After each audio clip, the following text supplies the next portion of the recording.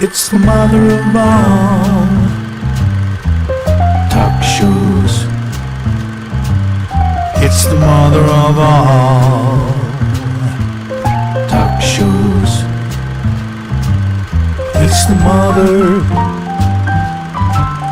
of all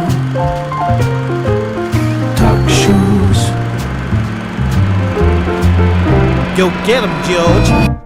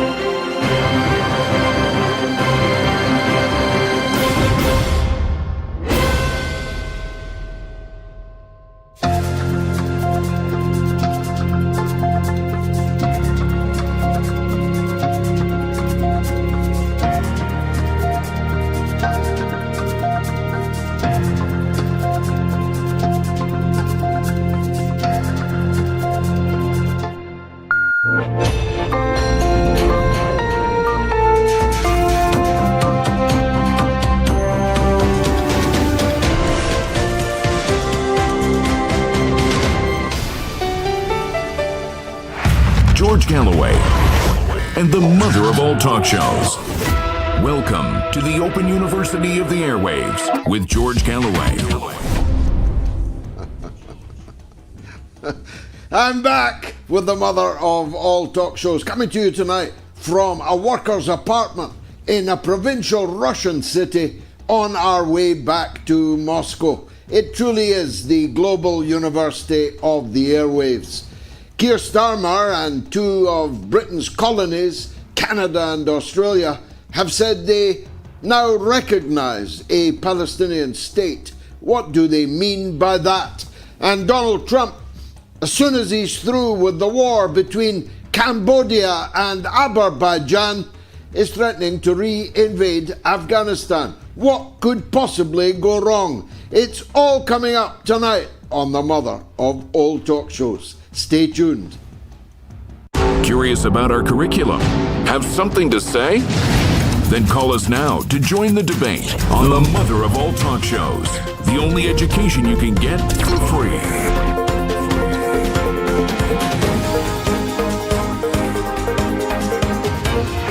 George Galloway, the mother of all talk shows.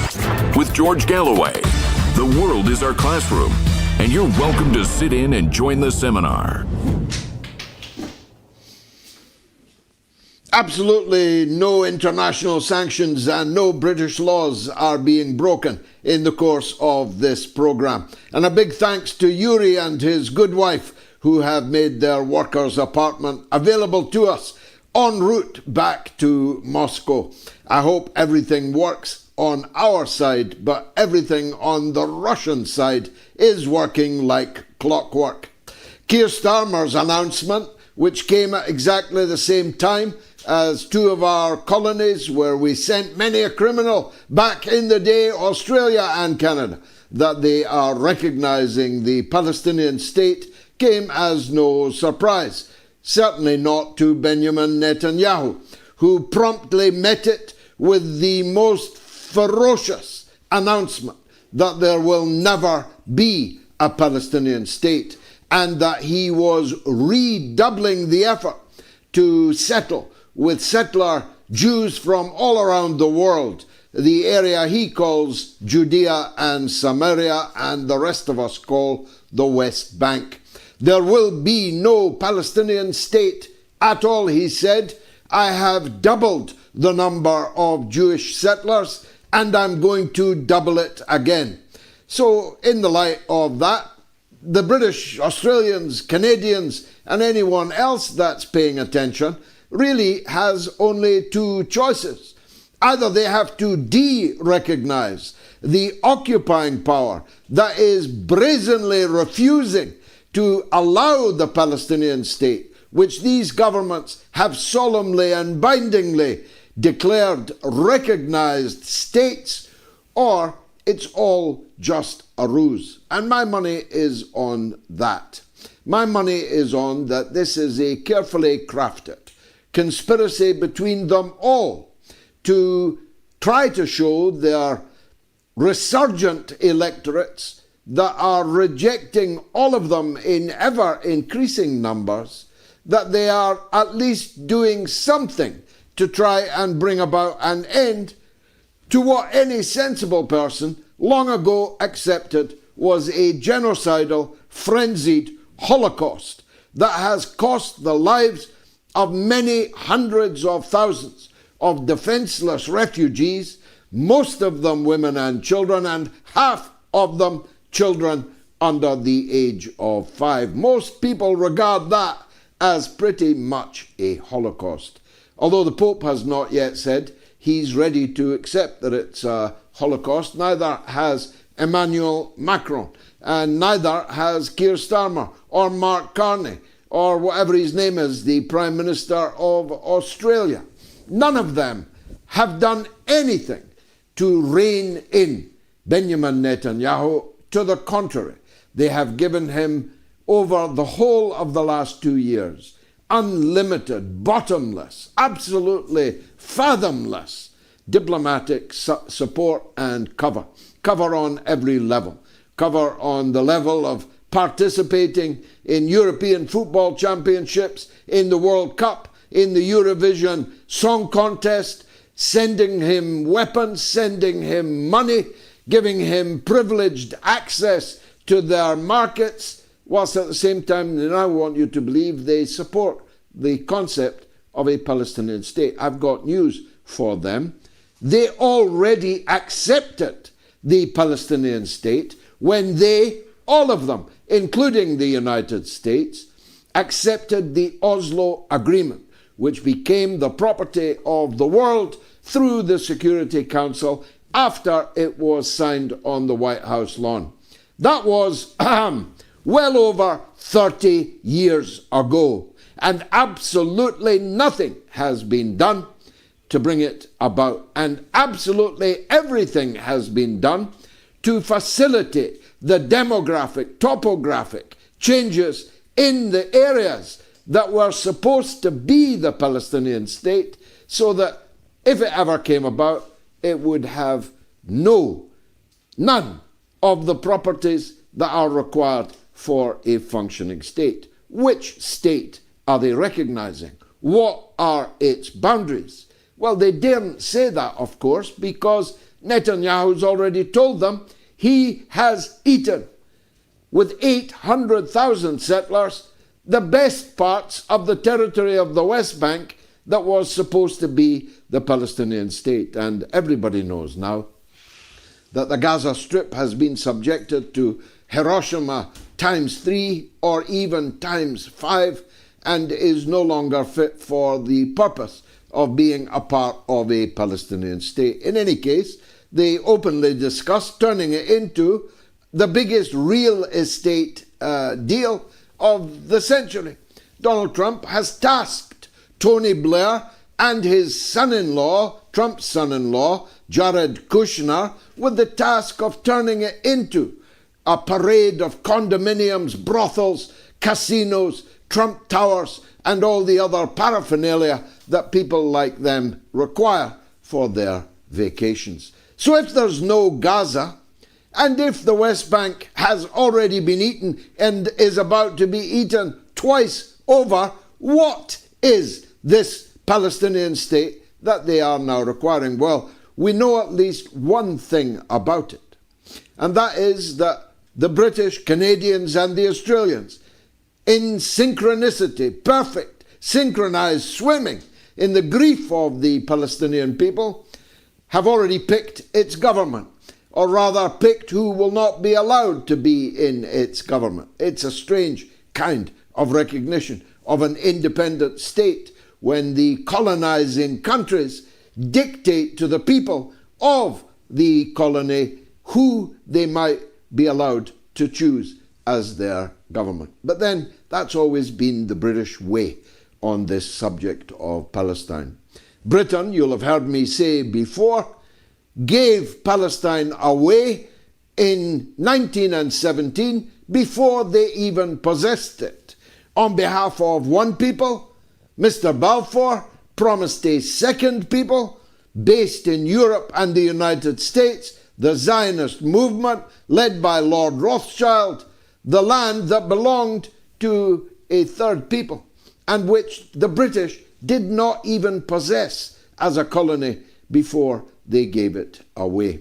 So I suppose it's not that great a leap that the British are now saying, well, we'll recognize a Palestinian state which has no territory, has no boundaries, will not be allowed to have any military capability whatsoever, and in whose territory the Israeli state will have full rights to, quote, go after, unquote, anybody that they designate as an enemy of Israel. It's all academic, as Mr. Netanyahu told you when he gets back from America, where he's now on his 4th visit in 8 months, proving my thesis, controversial thesis, that Israel has in fact become the 51st state of the United States. He's going to address it, but he's told you there will be no Palestinian state. I don't know what Donald Trump sees in Benjamin Netanyahu. He sees him more often than he sees Melania, it seems to me. But whatever it is, whatever they've got going on between them, it sure needs a lot of FaceTime. No long-distance relationship for Donald and Benny. No telephone sex at nights. It's got to be face-to-face, close-up and personal. And there may be sex involved, though not necessarily sex between Donald and Benny. Sex is a big topic in the United States. The Epstein files continue to provide an absolute treasure trove of information, damaging and embarrassing information, about so far largely unnamed individuals. We only know about the Epstein files because a very heroic Congressman, Thomasmassie of Kentucky, is standing up on the floor of the US Congress and reading out the goods, though only one name so far. But there have been casualties. Peter Mandelson, Lord Mandelson, formerly of the British parish, who was a close confidant of the British Prime Minister Tony Blair, and who is now back in power, along with Mr. Tony Blair, behind the back of Keir Starmer, whose strings they appear to work. Peter Mandelson was the British ambassador in Washington. Many of us, me included, on this show included, warned him that it could all only end in tears, and so it has. But Mr. Mandelson's tears famously dry quickly. After all, this is the 3rd time that he has been sacked by a Labour Prime Minister from a great office of state. Mr. Mandelson quickly moves into revenge mode. I know him. I've known him well for almost 40 years. I know his modus operandi. And I know that the story in every British newspaper today about Keir Starmer's chief of staff came from Peter Mandelson. I know that this story is a part of a civil war currently taking place in the British government to force Keir Starmer out of office. Now, they're not short of ammunition. They didn't require the sacking of Peter Mandelson in order to give them approximate reason for getting rid of Keir Starmer. The main reason is that the Labour Party is currently at an historic low. I mean, since its foundation. I mean, in 125 years. The Labour Party is facing electoral oblivion. In fact, it faces it every Thursday night in virtually every local government by-election up and down the length and breadth of the country. And Labour MPs care about one thing more than they care about anything else, including their families. And that is to remain as MPs, to remain as members of Parliament. And they now know that Keir Starmer is leading them to electoral oblivion. So Peter Mandelson's got a candidate. He's a very close confidant, and his name is Wesstreeting. He is the man that the Blairites have earmarked as the next Prime Minister of Britain. Foreign viewers will never have heard of him. Most people in Britain wish that they had never have heard of him. And if it wasn't for the Green Party, he wouldn't even be in Parliament and thus not a part of this conversation. They refused to stand down when an independent, socialist, young Muslim woman stood against him, came within 500 votes of defeating him, with the Green Party refusing to stand down, polling a miserable 1,500 votes or so, which if they had, as they would most likely have, gone to the Independent, would have seen the end of Wesstreeting. But alas, you're going to have to get used to that name and that face and the kind of politics that he represents. So, more of that later when I speak to the Honourable Craig Murray, the former British ambassador, writer and activist, later in the show. Now, are you following Donald Trump? Did you know that he had solved the war between Azerbaijan and Sweden, or wherever it was? He said Azerbaijan, wherever it is, was fighting. Did you know that today he compounded it and said that he had solved the war between Azerbaijan and Cambodia? Not Sweden, but Cambodia, not Holland or any of the other errors that he has been making. I was wondering whether Donald Trump had lost his marbles. And then when I read his overnight pronunciamento that really bad things are going to happen to the country of Afghanistan unless they agree to give back to the people who built it, the Bagram Air Base, once a torture chamber during the so-called War on Terror, and from which the United States fled during the presidency of Joe Biden in the most humiliating way it's possible to imagine, leaving behind $1 billion or so of military hardware, helicopters, guns, ammunition, all of which fell into the grateful hands of the Taliban, who only had sandals and only had Kalashnikovs before they got the treasure of Bagram Air Base. Now, there's a couple of problems with President Trump's latest promise. The first one is that if the Afghans give Bagram Air Base back to the people who built it, they'll be giving it back to Moscow, to President Putin, because Bagram Air Base was built by the Russians. Donald Trump doesn't seem to have a better grasp of history than he does of geography and of the 9 or is it 10 wars that he has brought to an end in the last 8 months in his dogged pursuit of the Nobel War Prize. Well, the Afghans have given a very short shrift to President Trump. They've said, if you want the Bagram Air Base back, we are prepared to fight you for another 20 years for it. And that's problem number 2, because the United States would be lucky in current circumstances with a resurgent Russia on the borders, with a heavily armed Iran on the borders, with an impeccably turned out China on the borders, and with a Pakistan that has just concluded a nuclear armed defense pact with Saudi Arabia to guard Saudi Arabia against any putative US and Israeli attack. The United States will be lucky even to be able to get in to Afghanistan. Never mind to be able to recapture the Bagram Air Base, still less to be able to hold it once it was besieged by hundreds of thousands of Afghan tribesmen, no longer in sandals, but in American military boots taken from Bagram, and no longer armed only with Kalashnikovs, but with military jets and military helicopters. All of this matters because Donald Trump is basically shooting people all over the world.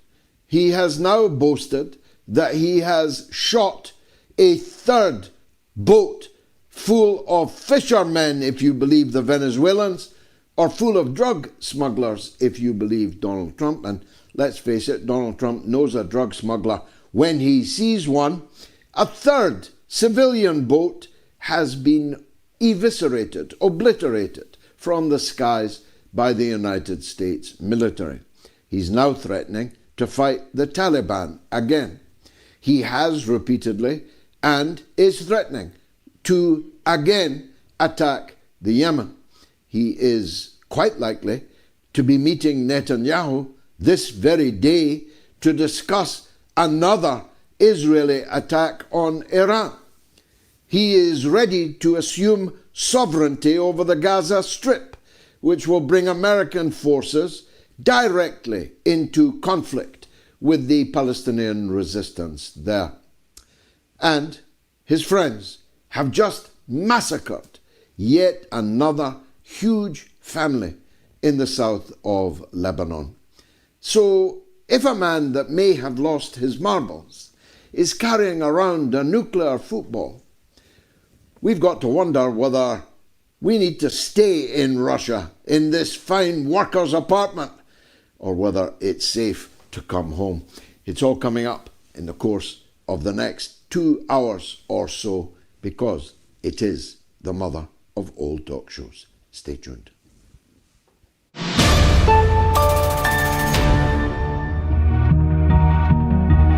On the line is a legend.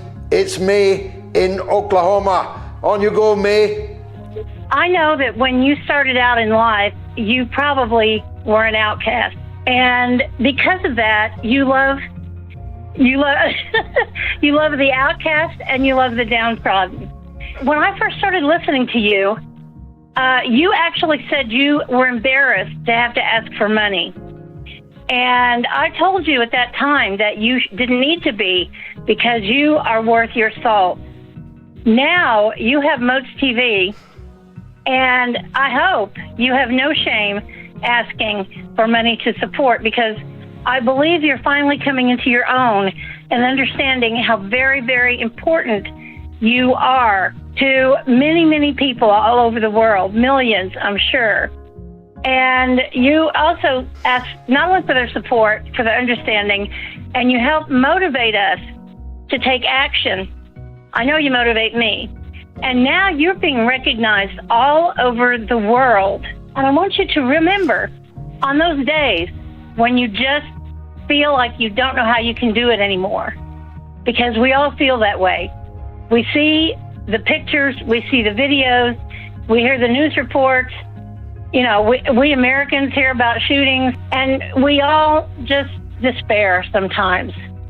But I want you on those days to remember, number one, how far you've come from your beginnings. And number two, how far you brought other people along with you, because you are bringing other people along with you. And you well, that's the most important thing, May. I have to stop you. You're going to make me cry. But the most important thing is the people I'm bringing with me.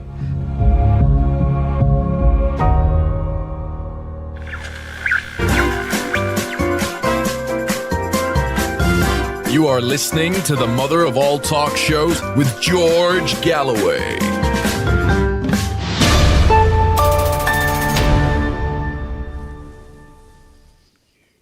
Here's the poll for the evening. Has Trump killed free speech in the USA? Yes or no? Now, this is a reference to the proposal from the Trump administration to introduce hate speech laws. Yeah, you remember all these people that talked about snowflakes and laughed at the idea of safe spaces and denounced the Biden administration and the liberal intelligentsia in the United States, trying to chip away at and, if possible, obviate the First Amendment of the American Constitution. Well, those people are now trying to do exactly the same thing. They have been doing it all along, of course, in relation to the situation in Gaza. They have called for the banning and the blacklisting and the sacking and the deportation of anyone who stood up for the views of what is now a clear majority of the American public in defense of Gaza, in opposition to Benjamin Netanyahu. And of course, self-censorship is the arrow that flies in the night. Nobody sees it. But we saw it when Jimmy Kimmel, the American unfunny comedian, on most of them, was removed from the television for his remarks about the killer, or killers, I should say, of the American YouTuber and community activist Charlie Kirk, about whom more later. Kimmel was simply removed by his own broadcaster, by his own network, for telling a joke which didn't find favour in the White House. And it has been released in the last few hours, probably by mistake, a memo from Trump to his Attorney General ordering her who she had to arrest and warning her that they were beginning to look weak and those arrests were vitally important and urgent. So that's the poll question. Has Trump killed free speech in the USA? Yes or no? A big vote already, I must say, and pretty comprehensively, though not overwhelmingly, people say yes. So you can vote on Telegram, t.me/George Galloway. You can vote on my X. You can vote on the YouTube community poll on the YouTube stream. And if you're watching on the YouTube stream, please subscribe to my channel and give the show the thumbs up. And more importantly, tell others that you are watching us. And my fastest and most firm friends, my supporters on Patreon, can also vote on their own portal, as they are doing in big numbers and pretty overwhelmingly. If you want to call the show, here are the numbers.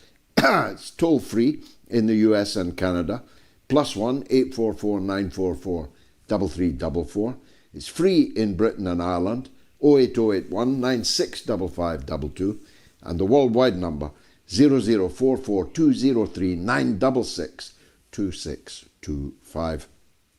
Let's go to a new caller, a woman caller in Canada. It's Michaela on oil. Go ahead, Michaela. Hi, George. Finally, we connect. I just want to thank you first. Thank you, your wife, you're wonderful people. Thank goodness you exist. The reason why I'm calling is because I have been treated like horribly because I stand for Palestinian rights. I literally had people coming to me with pork for my ex that was Syrian. The things I went through are insane, and I even got injured by a fake massage school run by, sadly, a Mormon that is called the Rainer Massage School. And they literally hurt me. They handicapped me. So I have a hard time doing anything physically now. And, is that the goal? They want everybody that has a stand to be poor, to not be able to actually help anybody, and surely not to be able to be independent. And I find this disgraceful. And it's global. It's not just in the area. If they can do that to me in Canada, what are they doing everywhere else? So, to get to the point of... Well, that's exactly true, Michaela. Yeah, that is exactly true. They want everybody to be poor. They want everybody to be afraid. They want everybody to be silent while these great crimes are committed. But they picked the wrong people when it came to you and when it came to me. Thank you for your kind words. That's Michaela in Canada. And our first guest of the evening on this fast-moving evening is Ghadi Francis, author, journalist and war correspondent, who wants to talk to us about the great crimes still being committed every day in Lebanon, supposedly amidst a ceasefire. Ghadi, what's happened? It's great to be back again with you. My best regards to you and your team for your steadfastness and your resilience and your stance pro-life, pro-Palestine, pro-native people in my region. I mean, everybody is backing out or chickening out, and you're here with us decade in, decade out, year in, year out. I remember going on your show even long before this war started.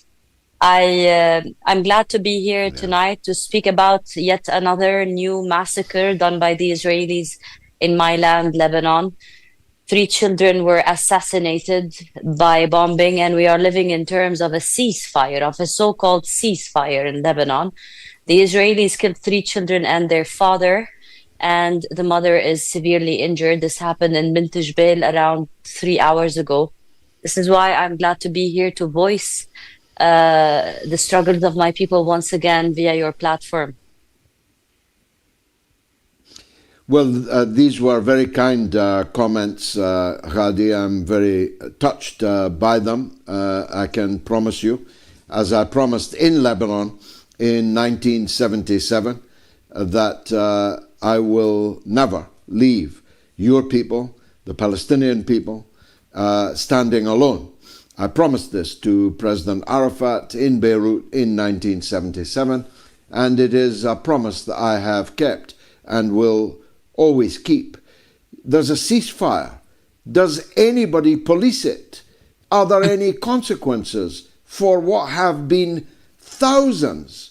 I think something like 5,000 breaches of the ceasefire by one side, by Israel. Does anyone even comment on it? Unfortunately, with the siege, with the political siege that we are undergoing in Lebanon, the government is actually talking about the resistance weapons nowadays and disregarding these breaches. So we are not only facing the Israeli aggressions, the Israeli ongoing occupation of land in the border villages of South Lebanon, and the daily Israeli assassinations that are being carried on. War crimes are being committed every day. Drones are being held above our heads every day in Beirut, in the capital, in Baalbek, in South Lebanon. Regardless of all that, you find a newly designed cabinet that is all for Saudi Arabia and all for the United States of America that disregards these breaches and is just chanting one tantrum all day long. They want the Hezbollah weapons. Whereas here in Lebanon, it has been known, a fact, that Hezbollah is a reaction to the aggressions. It's not the actual action.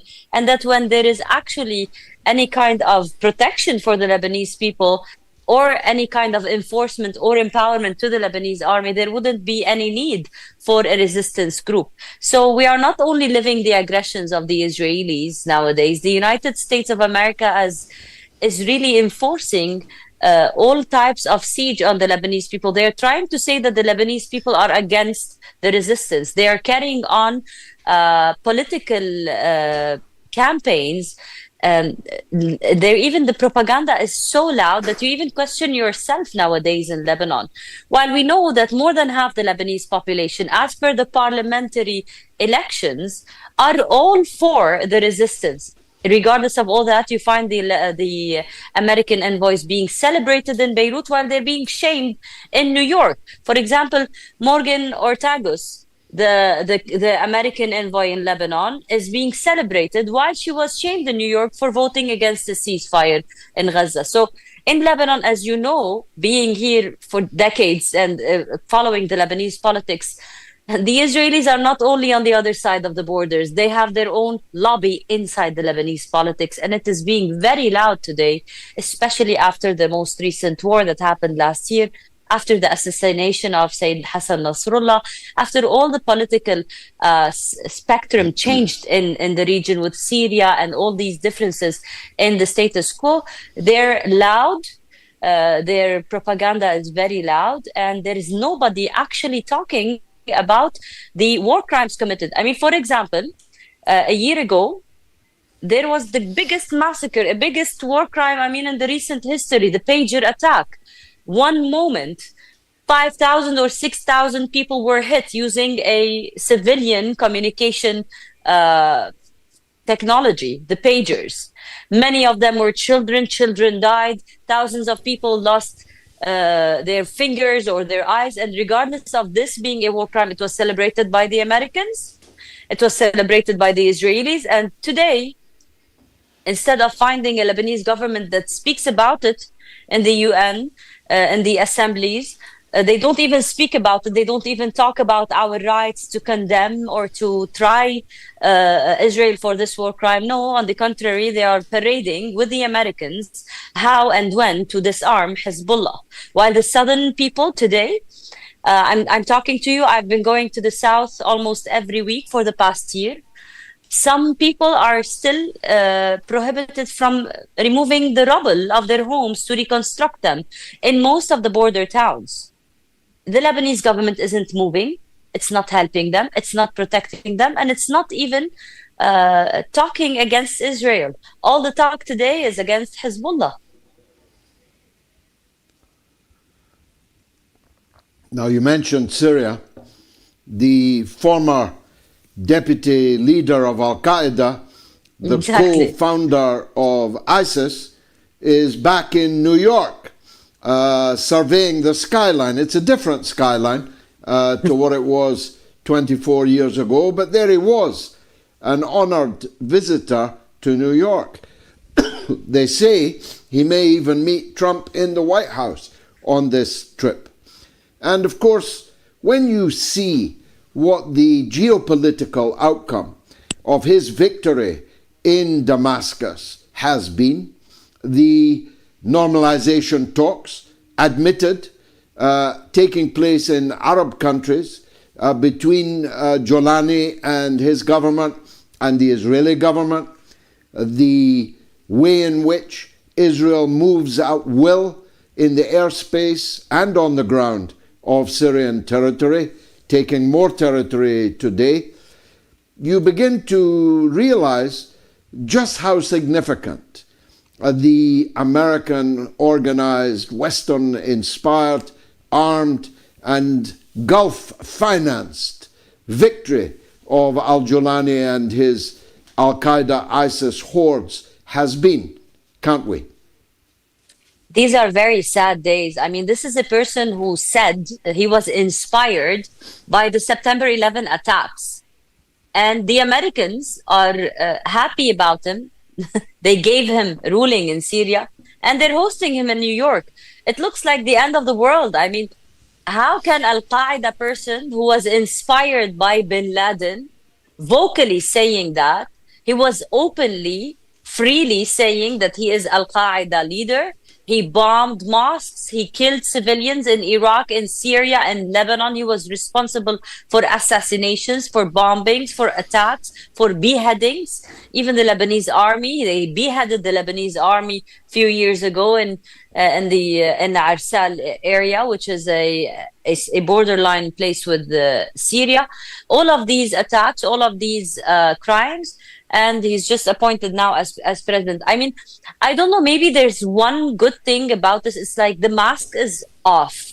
Everybody is showing their true colors. We used to, in the past, we used to say it's all a game and they're all, even Al-Qaeda or these kinds of terrorist attacks were designed in our region by the Western colonizing powers to further suffocate our countries. And this is true. Look at what they're doing to Jolani. I mean, by any law, this person should be in jail. He has killed hundreds of people openly and said that it's not even, we don't even need to look for clues.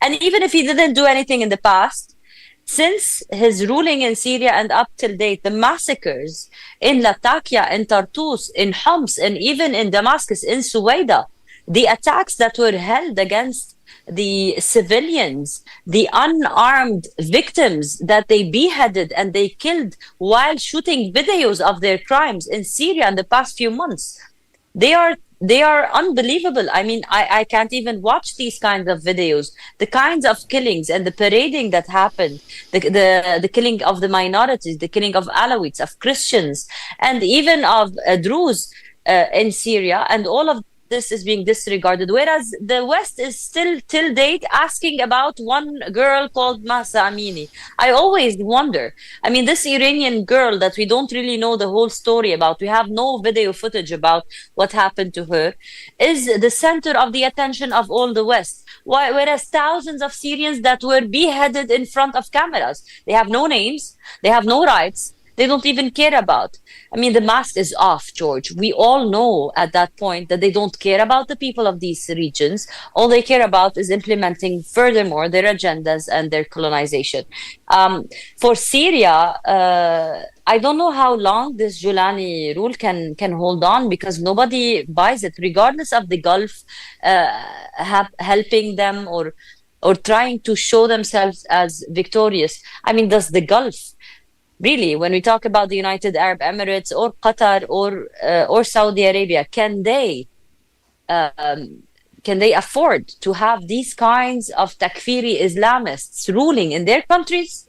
And when they empower people like Julani, don't they think about the aftermath inside their countries? We're talking about countries where the takfiri ideas and these kinds of radical Islamist ideas can be triggered when you are empowering such a figure in Syria.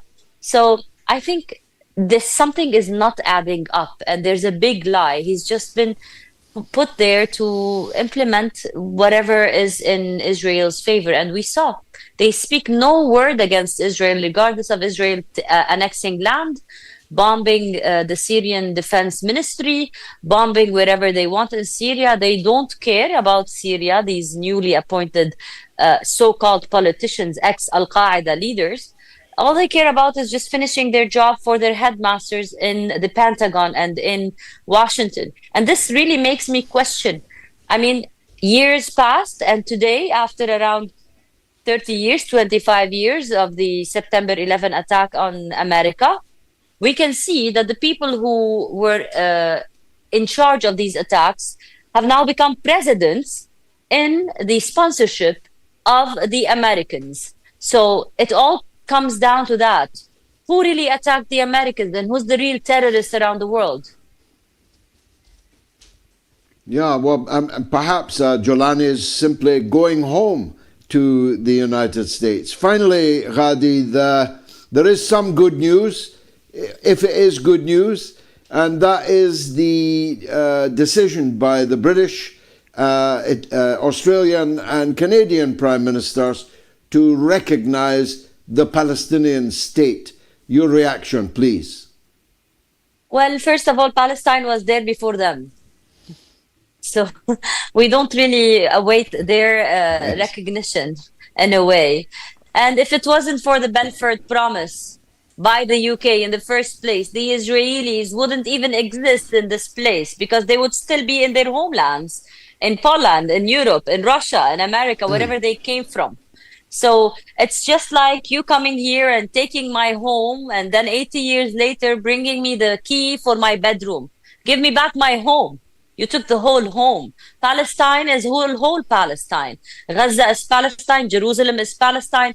Tel Aviv is on Palestinian land. The true Palestinian land before the annexation and the occupation of Palestine doesn't need to be recognized. It is a truth. They took our land. They took our people. They enforced people to go outside or killed them brutally, just the way they're doing in Gaza today for 80 years. And now they're telling us, here you go. There's a key to half or like 1/4 of your land. I mean, thank you, Europe, but it's all on you. It's because of you that we are struggling for 80 years. It's long overdue. It's better than nothing. Yes, when you talk about politics or geopolitics, it is a nice light in the end of the tunnel, but nothing calls for the celebration, actually, George, because meanwhile, more than 100 people are being killed in Gaza every day. Starvation is still ongoing in Gaza. Tents are being burned, and the breaching of the basic human rights for the people in Palestine is happening every day. I mean, what can I really do with Macron's statement or Starmer's announcement or Australia's recognition? What does it do to the people who are still stuck between displacement, starvation, and killing in Palestine, in every part of Palestine? I mean, when we talk about Gaza, it's not as if in the West Bank people are living in rainbows. You know, they're struggling the same way, but in different dosages along the years. But the actual brutal apartheid state is still there. If they want to talk about the rights of the Palestinians, let's start by calling what's happening in Gaza a genocide, a human-made starvation. And it is all sponsored by all these powers. And if they didn't directly sponsor, which they are, they just let it happen for 2 years now. So, no, thank you. Your recognition can be can help no one while they're being now under the bombs every night in Gaza, you know. At least they should do one good thing for these people and call for a ceasefire. At least they should call for like the actual media of the world to enter Gaza instead of a blackout. Now Gaza is being, after killing of hundreds of journalists, now there's an internet blackout because they found that the Israelis could not hide their crimes anymore. They want to take their time in killing people, teenagers and kids, while they're struggling to find wheat or flour for their families. So now there's a blackout. They can kill freely without anybody asking them about their crimes. So, I mean, it's a nice title, but on the ground, there's too much.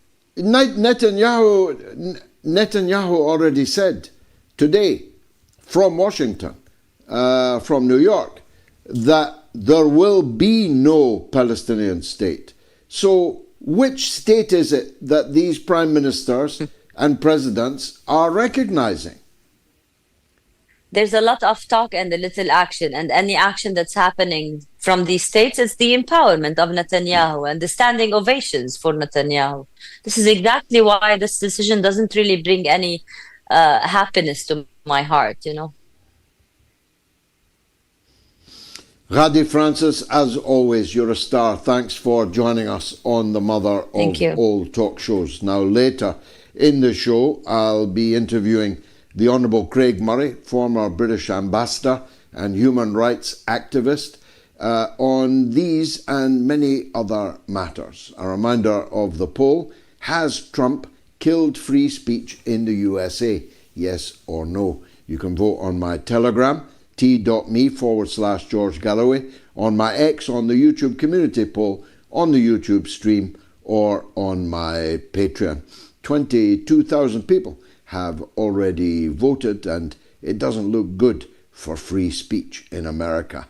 Let me take a quick break, then it's Portland and Texas on the telephone lines coming right up. Stay tuned.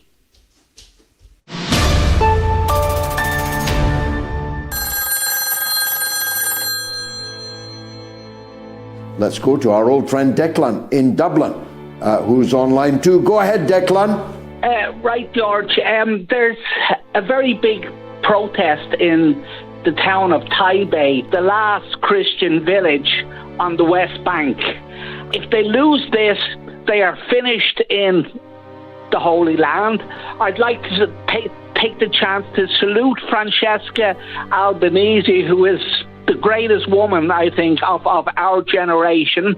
And the hope is that there are other Francesca Albaneses out there who will do something, because the Western churches, the Catholic Church especially, and the other main churches are doing absolutely nothing for their co-religionists in the Holy Land, just like they did nothing for them in Syria or in Iraq. They don't even talk about them, never mind do anything.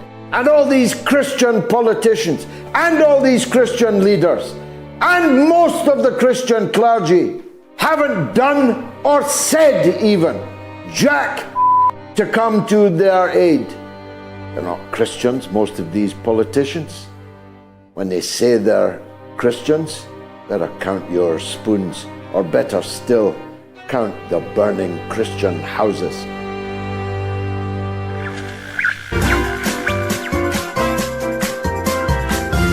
You are listening to the mother of all talk shows with George Galloway.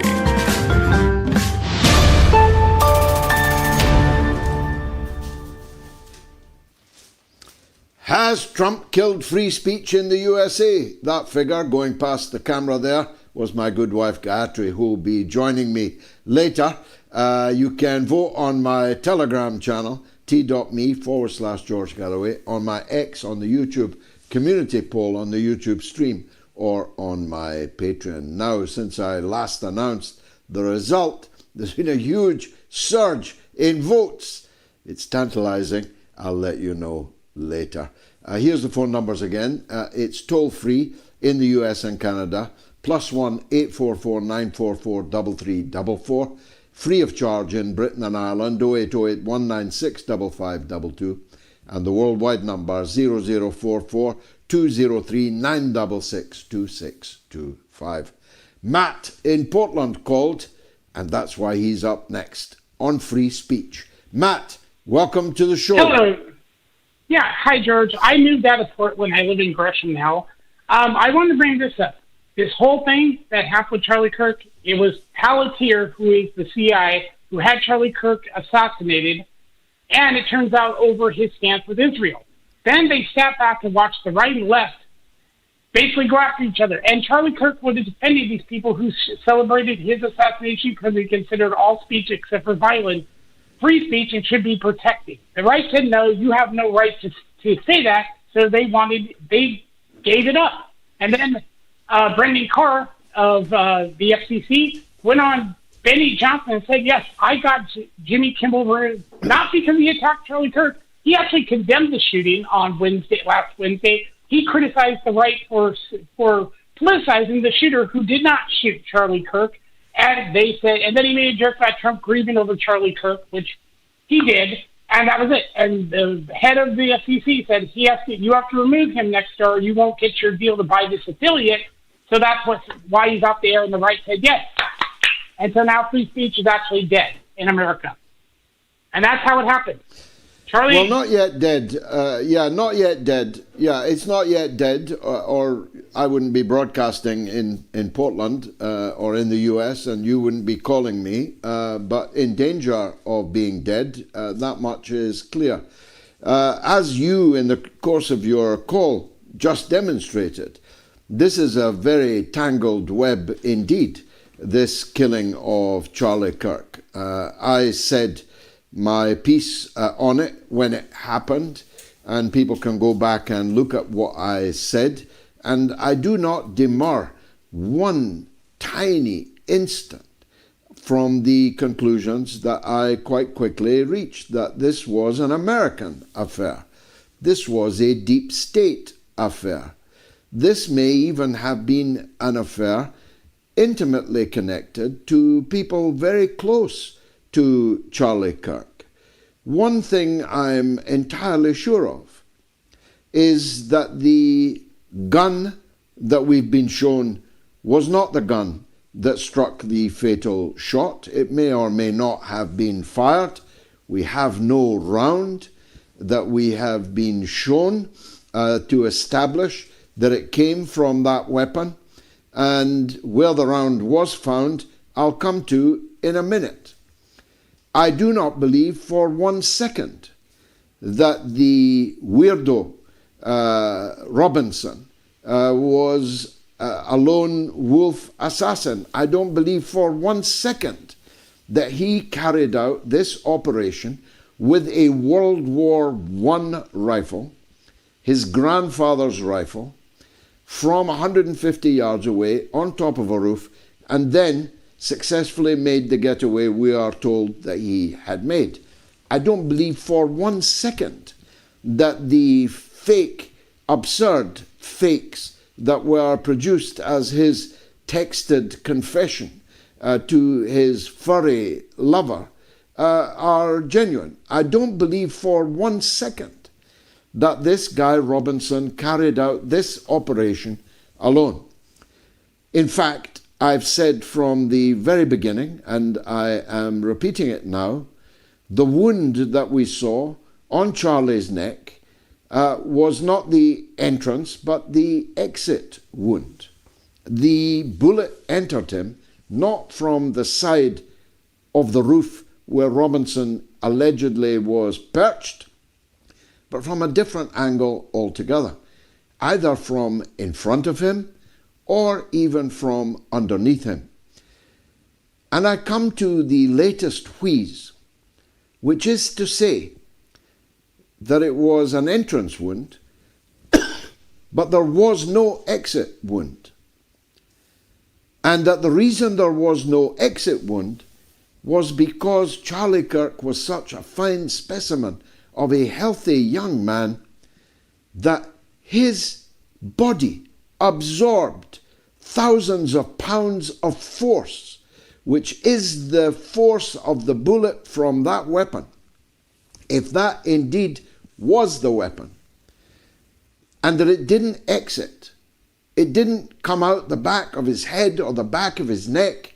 It didn't spatter the white banner behind him. It didn't injure or even bloodstain anybody standing behind him. And the word we are now being given is that Charlie was a man of steel. Alas, he was not. He was a man of flesh and blood. Now, I don't know much about ballistics, but I do know a bit about firearms. And I know that that Mauser, that is allegedly the murder weapon, can penetrate steel, that it would penetrate up to Mark III on body armor if Charlie had been wearing it. That it can penetrate steel, that it can penetrate an elk or two elks and leaving them in a very big mess indeed. So I know from the studies I have done at this distance that all is not what we are being told. That Kash Patel is either a fool, and looking at him, I'm willing to believe that if that's someone's proposition, either a fool or he is a part of the conspiracy. This is a conspiracy of many moving parts. There were many more killers on the ground than the hapless youth, the patsy, that has now been held in custody for more than a week, as far as I know. He has no lawyer, he has confessed to nothing, and is not cooperating with the law enforcement.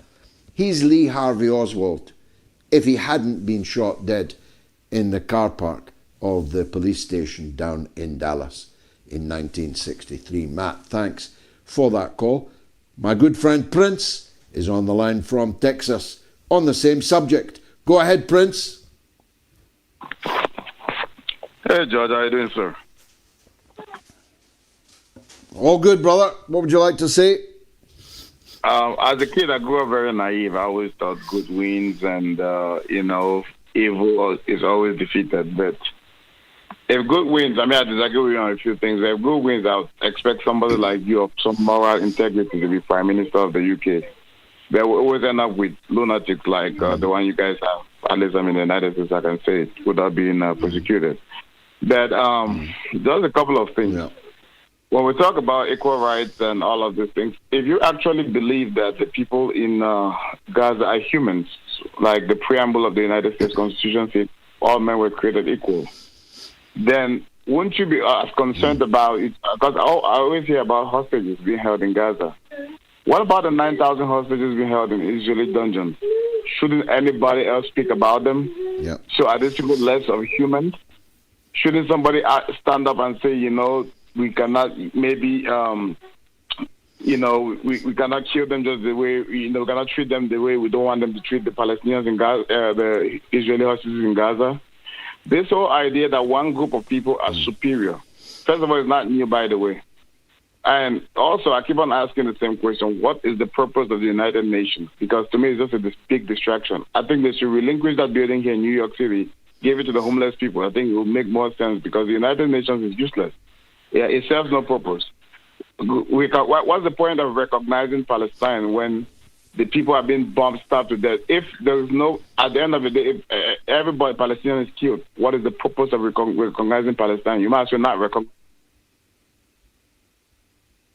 Well, on that last point, I think I did deal with it, but let me expand on it. The truth is there is no Palestine to recognize as a Palestinian state. The person who occupies Palestine with enormous force, funded and armed by the United States, has explicitly stated this very afternoon in New York that there will be no Palestinian state, irrespective of how many people recognize it. Thirdly, there is no territory on which to make a Palestinian state. He said today he had doubled the number of Zionist settlers on the West Bank, and he was going to double it again. So the West Bank cannot be a Palestinian state if the Israeli state occupies most of it. Gaza cannot be the Palestinian state if it has been completely obliterated, its people ethnically cleansed, and replaced by a Donald Trump Disneyland real estate bonanza, to use the words of Smotrich, the finance minister of Israel, just yesterday. On the other points that you make, it is about supremacy. I mean, the indigenous Americans were annihilated, were genocided, because the white European settlers believed that they were racially superior to the indigenous original Americans. Black people were taken to the United States as slaves by people who considered themselves to be racially superior to them, and therefore entitled to seize them from their own country, their own family, sail them across the Atlantic and put them to work as beasts, as owned chattels of the owners, because they were racially superior to them. The Israeli settlers who founded the Zionist movement in Basel, in Switzerland, in the 1880s, and who then spent the next 60 years trying to get the support of the victorious powers in the empires of the European countries to establish a Jewish homeland or colony or settlement anywhere from the Seychelles to the south of Argentina. They asked for and were seriously prepared for the building of Israel in all over Africa, Seychelles, Kenya, Uganda, and as I say, as far away as Argentina. So they were saying, when they set out to build this colony anywhere, that they wanted to take advantage of their racial superiority over the people of the lands that would be given to them to found their settler state. And when they got it, they have spent the last 77 years and more asserting an ethno-religious sense of superiority. And therefore, hundreds of thousands of dead Palestinians are of no importance to them whatsoever. And that ain't just the Israeli government. That's the vast majority of the Israeli public. Let me take a quick break, and then I'll tell you who has been marked up on the Wall of Fame. Then I'll take Giuliano in London, and then it's the Honourable Craig Murray for what will be, I'm sure, a corker of an interview. Stay tuned.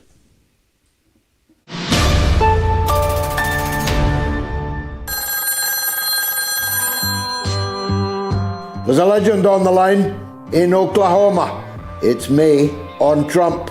Welcome back, May. Trump is using a magic 8-ball to make his decision. He apparently has completely lost whatever mind he had to begin with. This is just ridiculous. Does he really think anyone's going to believe that? I'm here to say, and I'm here to join you and everybody else, the emperor has no clothes on. He's as naked as they come. And unfortunately, I'm pretty sure he got naked with some young people. And that is why he so desperately is trying to kill this whole Epstein thing. And he's just making it worse. I'm wondering when Donald Trump knew that he was implicated in these Epstein files and what it was that he knew. That's the big question, because he wouldn't have been banging the Epstein drum all this time and then suddenly to pull the rug. That tells me that it was a late decision, that someone came late to Trump to say, you know, you really don't want to be doing that.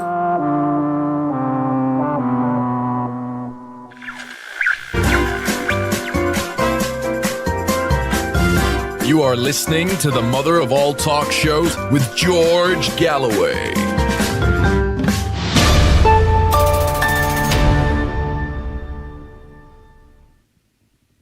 Now, I want to make a special mention about our donors and our Wall of Fame, because I get the distinct impression that there's a lot of people not listening to me when I tell you that we are absolutely dependent upon these donations and that we cannot keep the show going if people don't donate. There are a lot of people who've been taking a free ride for many years with me.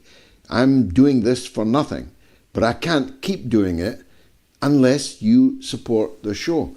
And therefore, the people whose names I'm about to read out are not just heroes to me, they're heroes to you, because if you enjoy the show, it's only possible because of them. A big thanks to Alan McClernand, Richard Bramwell, Gary G., Walter Lipman, and Sally Soriano. You can scan the QR code on the screen right now, or you can hop over to moats.tv and leave your donation, even if it's only £1, €1, or $1. Let's go to Giuliano in London on Black Cube. What's that, Giuliano? Hi, George. Thank you for allowing me to join your program again. Black Cube is an Israeli private investigator. Now, a quick step back before I jump into Black Cube, if you like. Now, on the 6th of September 2025, there was a big march for Palestinian against the starvation in Gaza and so on and so forth. The police detained 890 individuals mainly for holding a placard. I oppose, written on the placard was, I oppose genocide. I was there, so I know.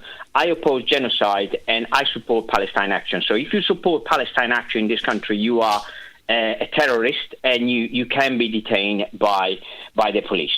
Now, Black Cube is a private Israeli investigator, and their motto is winning is not everything, it's the only thing. And they also, the motto, according to the website, is we upholding to the rule of law. Just to let you know, Harvey Weinstein was one of their clients. He paid them $1 million to try to discredit one of his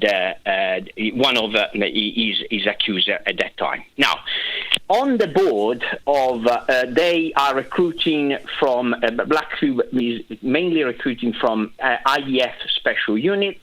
They have Mossad members inside. Their president, up until 2016, was a Mossad high officer, was ex-Mossad chief, and so on. Now, why would it be a connection with the UK police?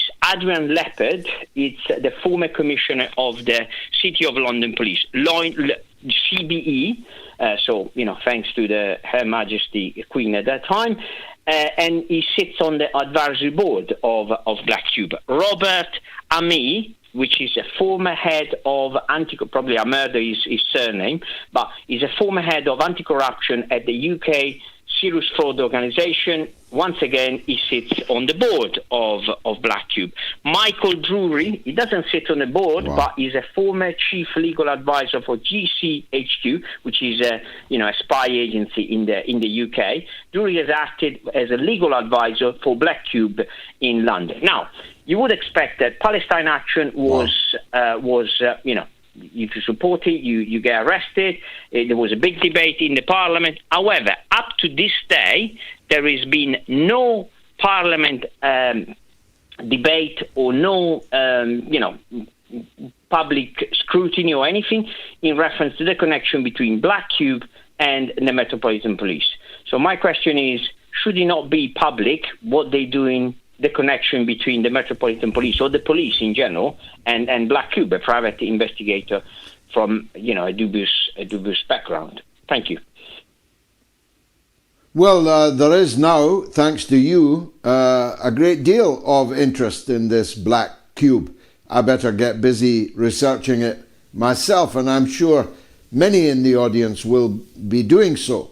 The problem is we don't have a parliament that we can ask to raise questions about these things.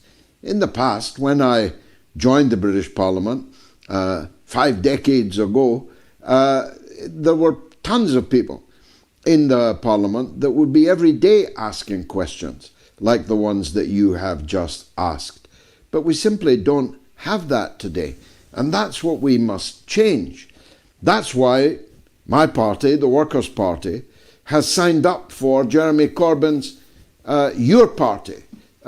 We believe that unity amongst all the socialist, leftist, radical forces in the country is going to be necessary to defeat both the farcically named Labour government and the dangers of outright fascism implied in a victory for the likes of Nigel Farage and his Reform Party. We in the Workers' Party can't win that battle on our own, and we don't believe that Jeremy Corbyn can win it on his own. He needs to be at the front as the leader of the widest possible coalition of people who want to see neither Keir Starmer or wesstreeting or Nigel Farage as the Prime Minister. And we want to see a parliament that will ask the kind of questions you have just brilliantly exposed there. Let's go to Los Angeles, where Nick wants to talk about Armenia, Azerbaijan, Donald. That's how you say it. Go ahead, Nick. Yes, Mr. Galloway. This deal happened on August 8th of 2025. It's the so-called Trump route for international peace and prosperity. But it's a very one-sided deal meant to undermine Armenia's national security, sovereignty. So it basically grants unimpeded access from Azerbaijan to its exclave and to go through Turkey in an east-west corridor, which is going to be facilitated by the United States for the next 99 years. It's like a 99-year lease agreement. So, and it's meant to cut off Armenia to Iran because it's going, right above the Iranian border. So it's meant to cut off Armenia and Iran, and therefore the north-south corridor is going to be cut off, which I believe is what they're trying to achieve. This isn't a deal for peace. Sure. It's a deal for potentially provoking Iran in the near future. And Armenia is very vulnerable, a very small population of 3 million, low GDP compared to Azerbaijan, which ethnically cleansed 110,000 Armenians in the Nagorno-Karabakh region in 2023, and still have Armenian hostages, Armenian prisoners of war still in Azerbaijan in their fake, discombobulated court system where they're basically starving and there's no human rights being overseen at all.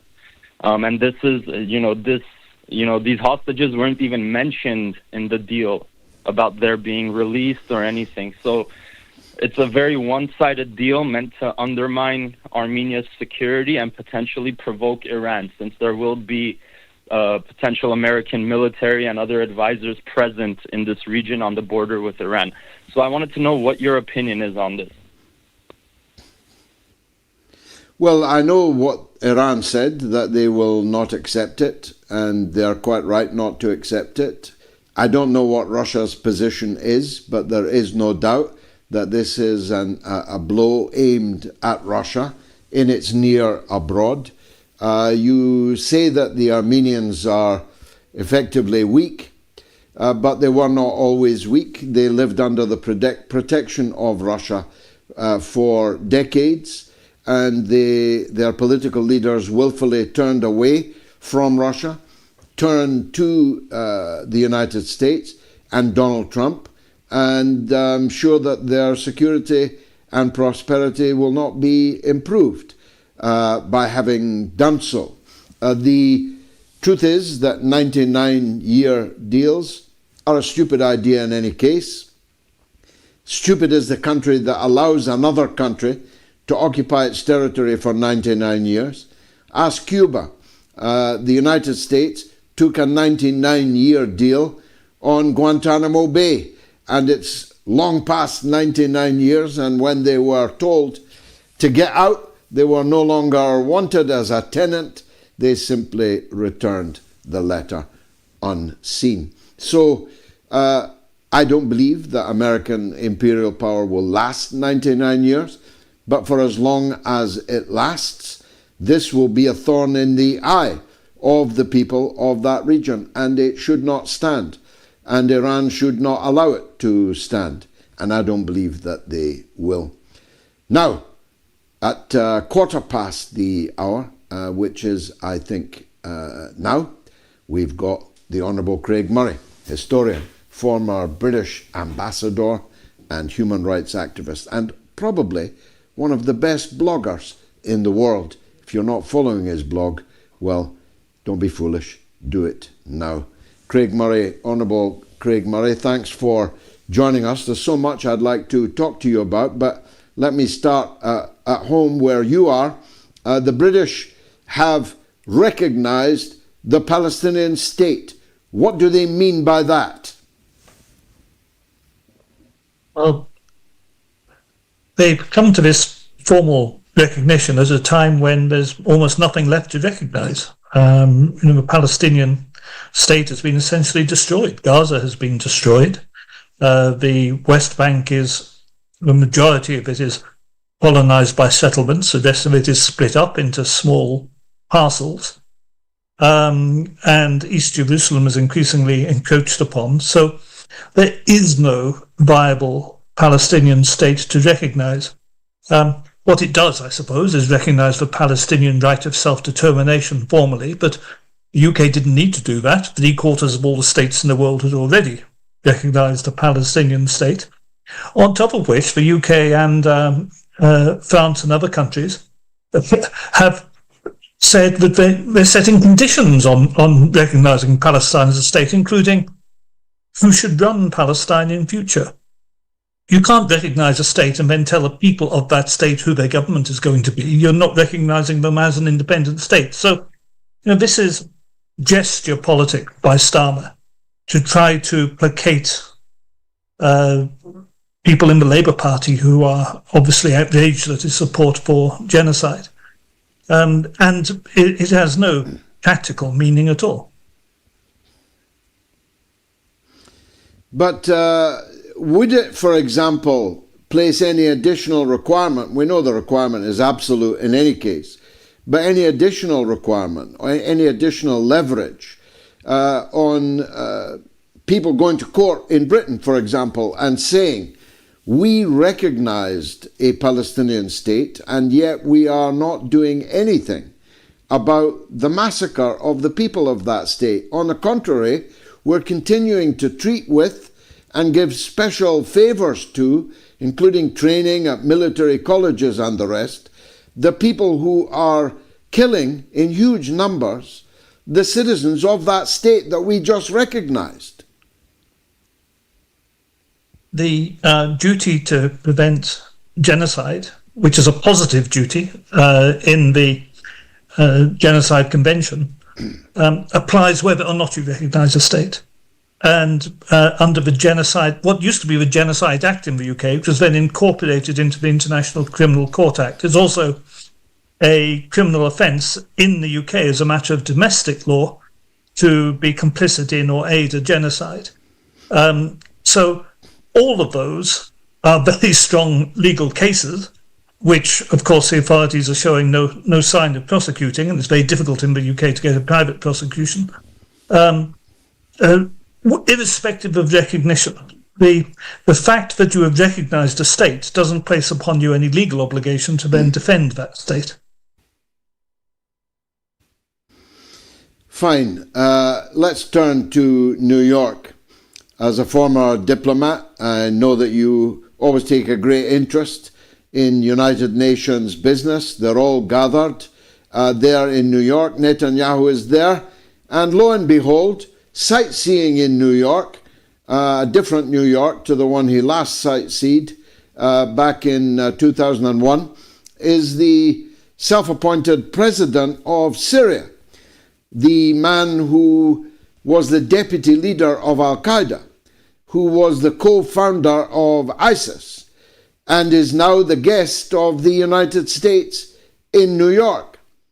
Does that not make you think that maybe Mr. Jolani, or whatever his latest alias is in fact coming home, and that these people have been working for the United States all along? Well, I think that's undoubtedly true.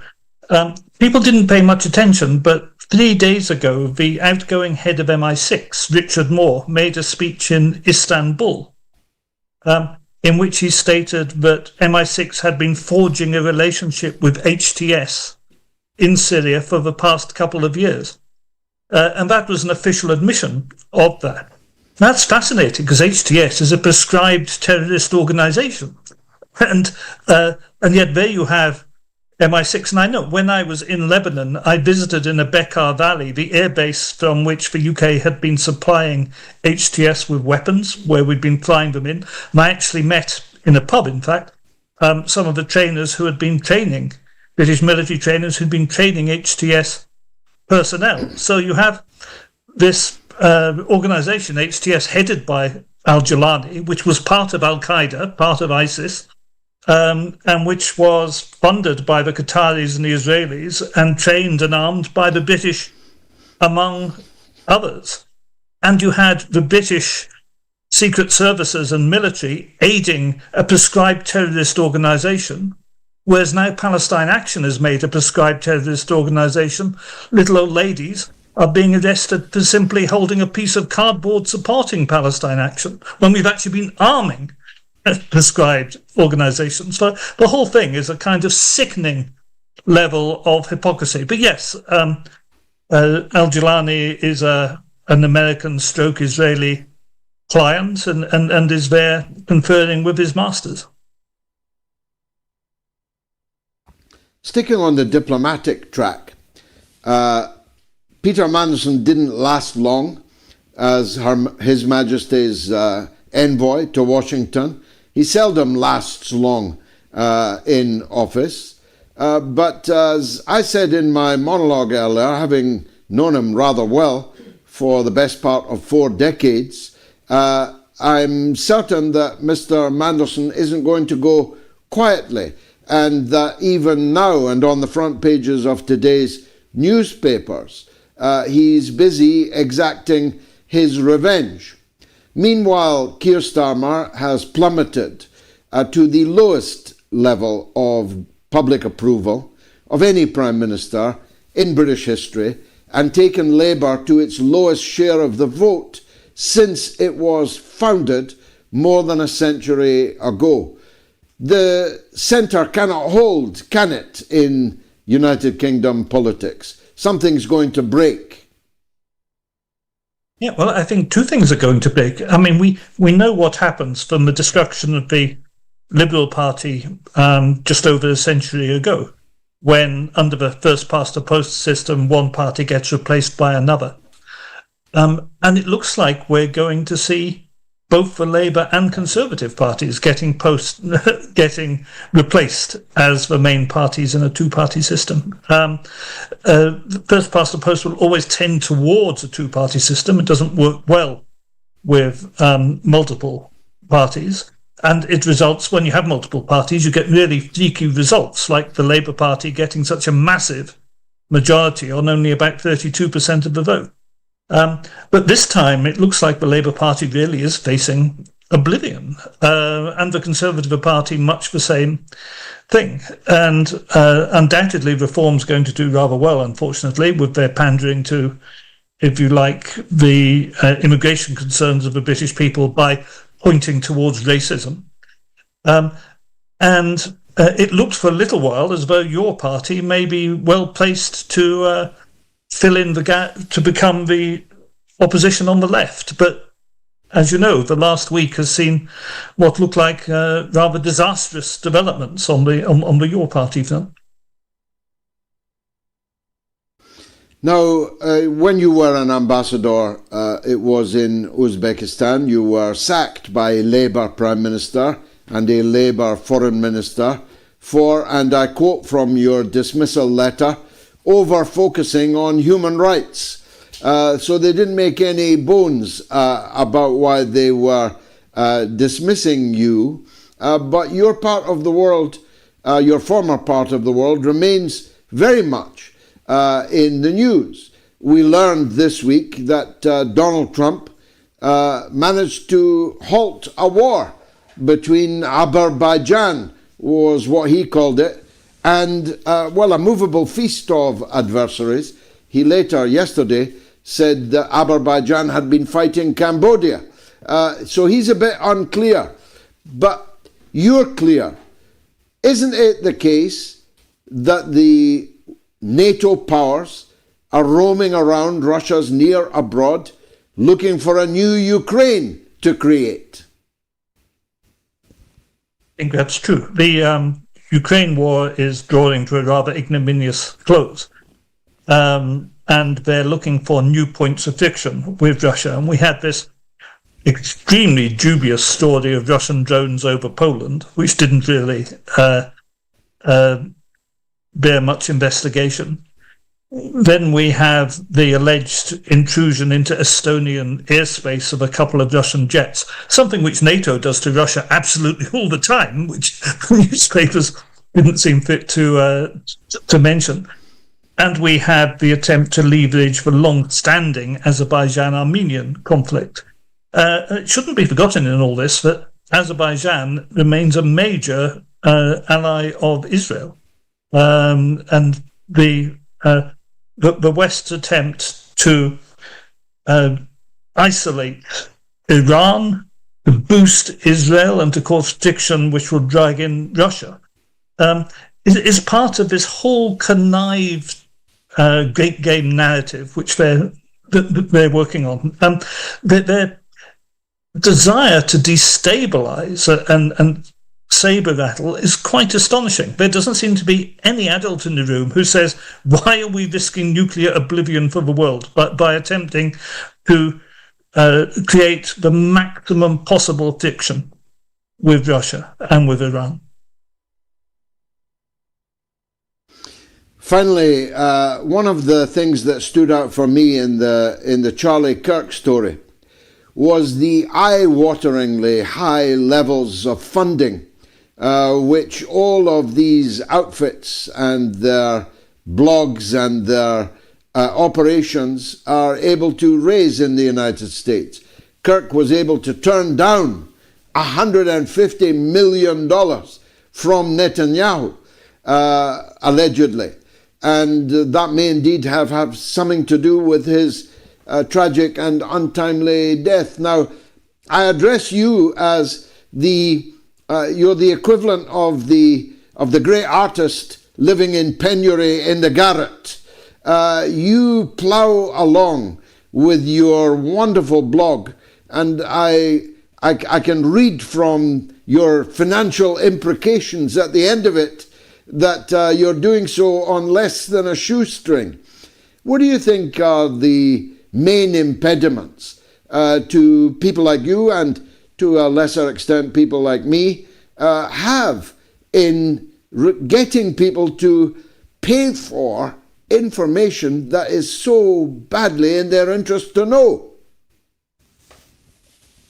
It's extraordinarily difficult. I think part of the problem is that people like you and me are dependent on donations from ordinary members of the public, who of course have many demands on their finances, whereas our equivalents in the United States tend to be funded by billionaires or foundations established by billionaires.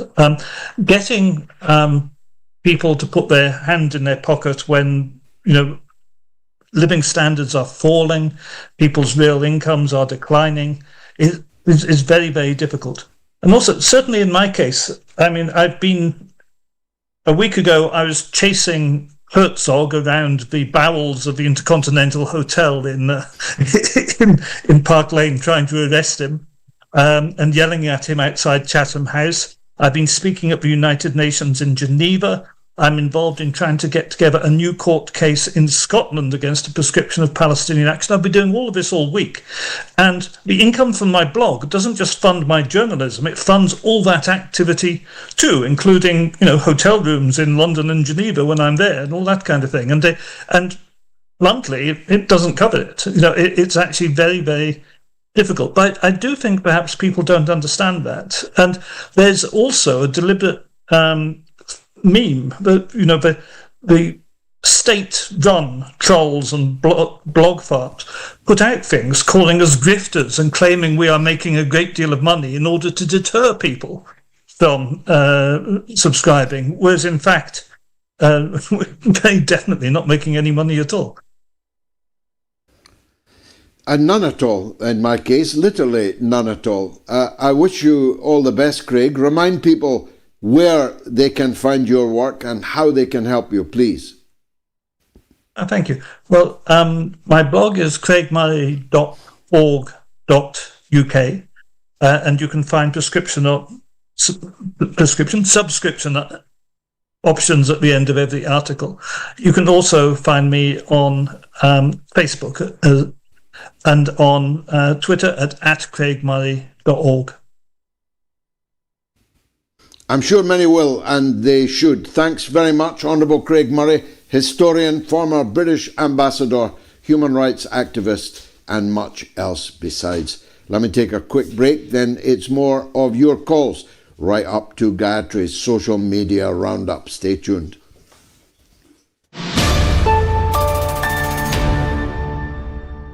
A new dawn has broken, has it not?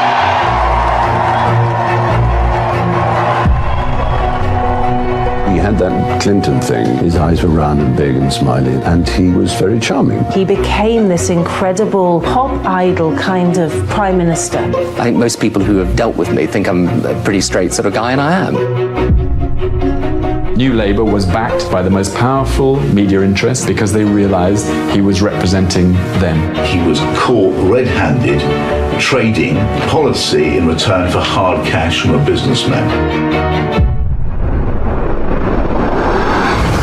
America has no truer friend than Great Britain.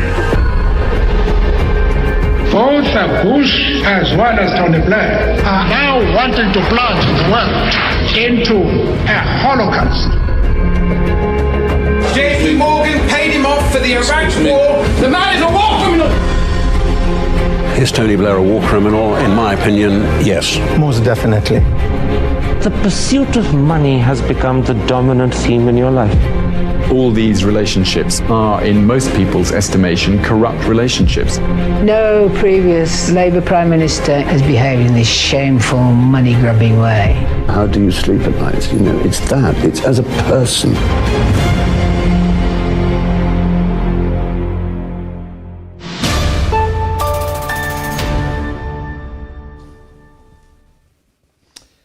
Has Trump killed free speech in the USA? A huge poll tonight, getting on for 25,000 people have voted, and most of you think he has.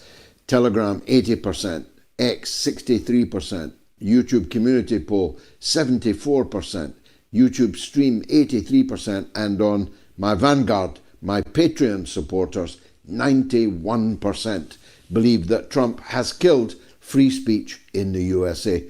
You've got 7 minutes to change that outcome, or at least to make it an even bigger vote. Let's go to Yasser in Quebec. Go ahead, Yasser. Bonjour, Mr. Galloway. Thank you for taking my call.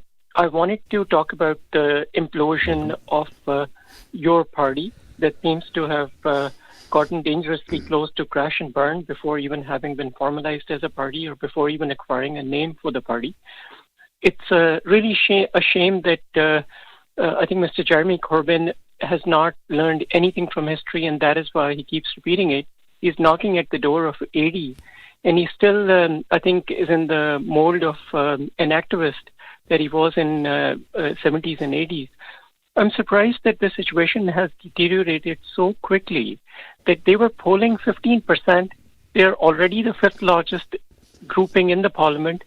They had more than 800,000 people sign up before they even formalized a name for the party. And how could they come to this point, and how could the situation deteriorate so fast? I guess I'd like to take the liberty of channeling Churchill, that never have been the hopes of so many been dashed by so few.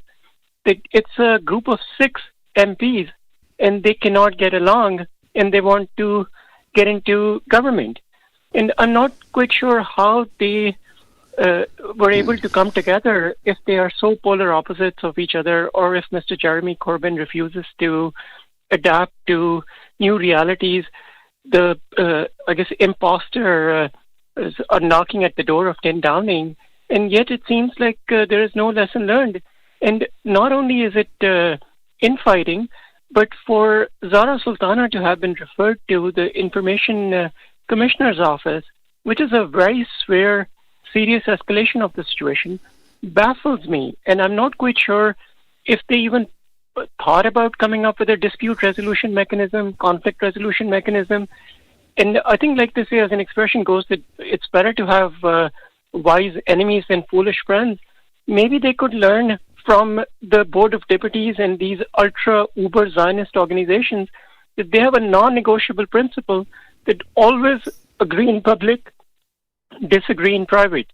It seems like this party government in the making just a few weeks ago is now like disagreeing in every public fora possible. There is no serious reflection. There is no conciliation. And I'm not quite sure if there's even, using Excellency Craig Murray's words, if there's any adult in the room.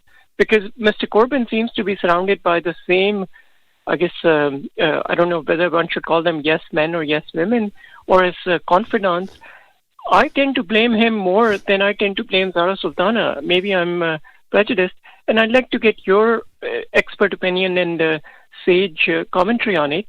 Who's to blame and what is their path from here?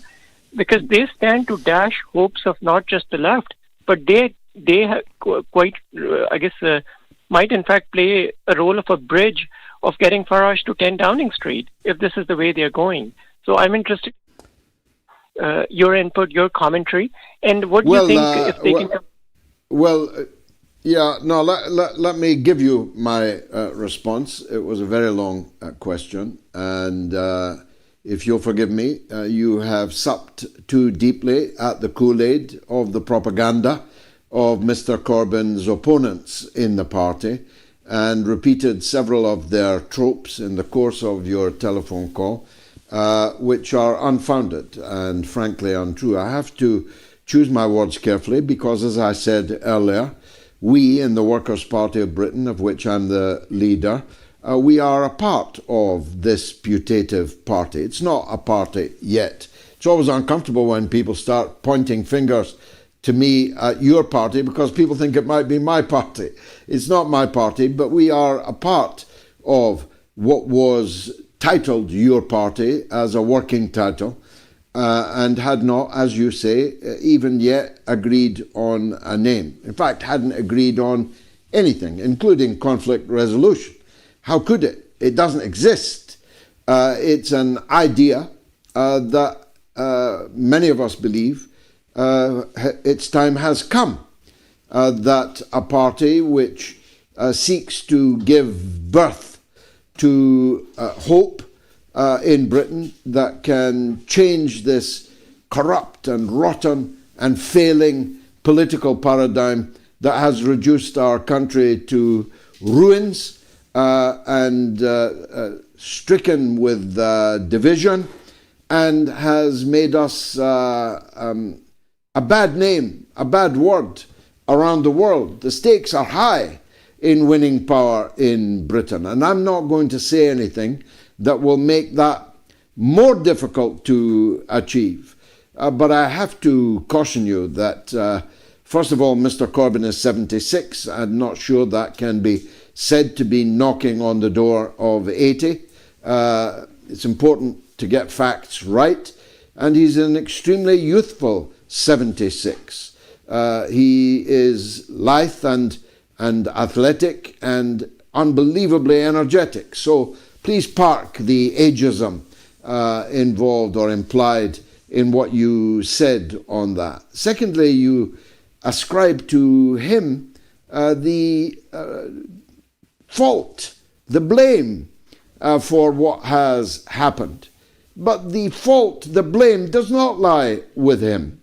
The fault, the blame, lies with those who, by a vote of 20 votes to 10, in his absence, broke his wishes to launch, on the day that they launched, the news of this new party. Jeremy Corbyn is a leader. He's been a leader for a long time. He was the leader of the opposition. He was nearly the Prime Minister.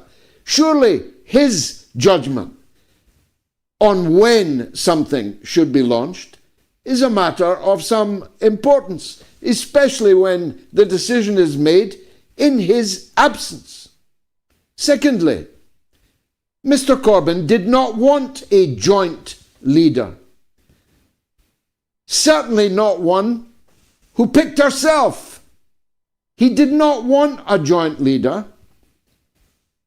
who's hardly been in Parliament 5 minutes, who's extremely youthful.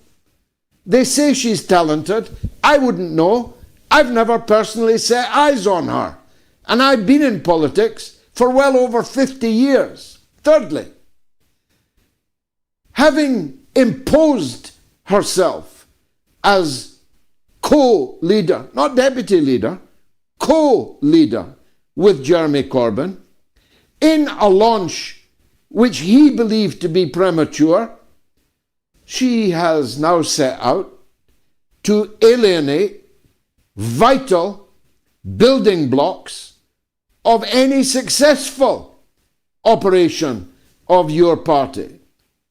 I don't want to go into too many details, but if you say, as she said, on stage, on camera, there is no room for people with socially conservative views in a left-wing socialist party. Well, that's you ruled out, Yasser. Unless I'm not mistaken, you're a Muslim. If you're a Muslim, you have socially conservative views. No room, period, for you, Yasser, in Quebec, or for the millions of Muslim voters, of black African Christian voters, of white British Christian voters, of working class people who are extremely radical about the economy, pretty radical about foreign policy, but quite conservative in their mom, pop and the kids outlook on many cultural and social matters. No room for them, period. What kind of politics is this? You're telling millions of people you don't want their votes. There's no room for you in supporting Mr. Corbyn's party. And lastly, if we can build a mass party of hundreds of thousands of people, it will only be because Jeremy Corbyn is the leader of it. They're not joining in their hundreds of thousands for Zara Sultana Most people don't even know who she is. It's Corbyn that's the brand. And he deserves to be treated with a bit more respect than you showed him in that call. Now, big news on the MOATS podcast this week. We're in the top 10 for politics. Get this. For top 10 in Mauritius, Oman and Nigeria. And the top 20 in the Philippines, Israel and Venezuela. If you haven't yet, you must download the MOATS podcast by scanning the QR code on your screen now. And of course, you can listen to it on our website, moats.tv, when you go to leave your donation by the end of the show or as soon afterwards as possible. Thanks for listening. Here's Hawes, Chairman Hawes in London, one of the leaders of the Workers' Party of Britain, and our liaison to the aforementioned Your Party. But he wants to talk about Charlie Kirk. But he might give us some insight on what we've just been talking about too. I have no idea. Hawes, welcome to the show. Thank you, George. I actually was listening to Yasser and I'm going to myself, I can't find a more one-sided opinion there. And I was going to actually start with saying X, Y, and Z, but I think you covered A, B, C, D, E, F, all the way to Z. And the most important thing you said was that Jeremy Corbyn is the leader, and not only is he the leader, he's been the leader for a very long time. Let's just have a bit of respect for the old man. He knows what he's doing, and let's not worry about that. So I'll leave that to one side. George, I wanted to talk to you about Charlie Kirk. I just want you to, when you get a chance, like everybody else, just look at simple, logical, scientific directions. The bullet that came out of Charlie came out of his left-hand side. If you look at the angle of his body, which direction it went down and to the left. The bullet that's come trajectory has come from the right-hand side behind him, from the building to the right-hand side of him. These other people who are talking about this gun does this bullet does that, forget that nonsense. And when I tell you that whatever the FBI is saying, whatever the deep state is saying, you can assume that that is just another lie, just like, because you know as well as I do, and I've said it from the moment I saw the first frame of the first video, this is a political assassination that's been set up to sear into the minds of the people, just like they seared JFK into the minds of the people to be an object lesson. Charlie Kirk is another lesson. That bullet did not come from anywhere near the front, because if it did, we would see the exit. They've used a smaller caliber bullet, which could have been a 22 or anything like that, which means it would have come out at the size that it came out through his throat on the left-hand side. And there is no doubt in my head, and if someone has done a ballistics sound check on it, that the gunshot or the firing of that bullet has only been 70 feet away, which works out to about 20 meters, which if you were to look at the right-hand side of where he was sitting, there is windows there, glass there, that could easily be the place where the gunshot comes from. There is no way that it's come from the front. From the front, it would leave an absolute mess, and the bullet would not be coming out of his left-hand side of his throat. I mean, what is it doing? Some special, I don't know, illogical, unscientific movements for these bullets? It's just, just be logical is all I say to people, and please don't believe anything that's coming out the FBI. It is obvious that the whole thing for them is just another project of patsy creation, and that's all they're doing. And it's going to come out. The difference between now and back then, George, is this. The simple thing is this. There are more people with phones in their hands that are capturing video by 60 frames per second today than there were back 50, 60 years ago. And you cannot get away with a political assassination like this because everyone's always got their phone in their hand. And they've come a cropper, and they're going to come even more a cropper as even more videos come out. So that's all I wanted to say to you, and I just wanted to know what I invite you to look at. Well, look, it's not, you say all you wanted to say. What you actually said was extremely profound and wise, and everyone will have heard it. This story is going to run and run. We have some very powerful people. There are many differences between now and 1963. You weren't around then, but I was.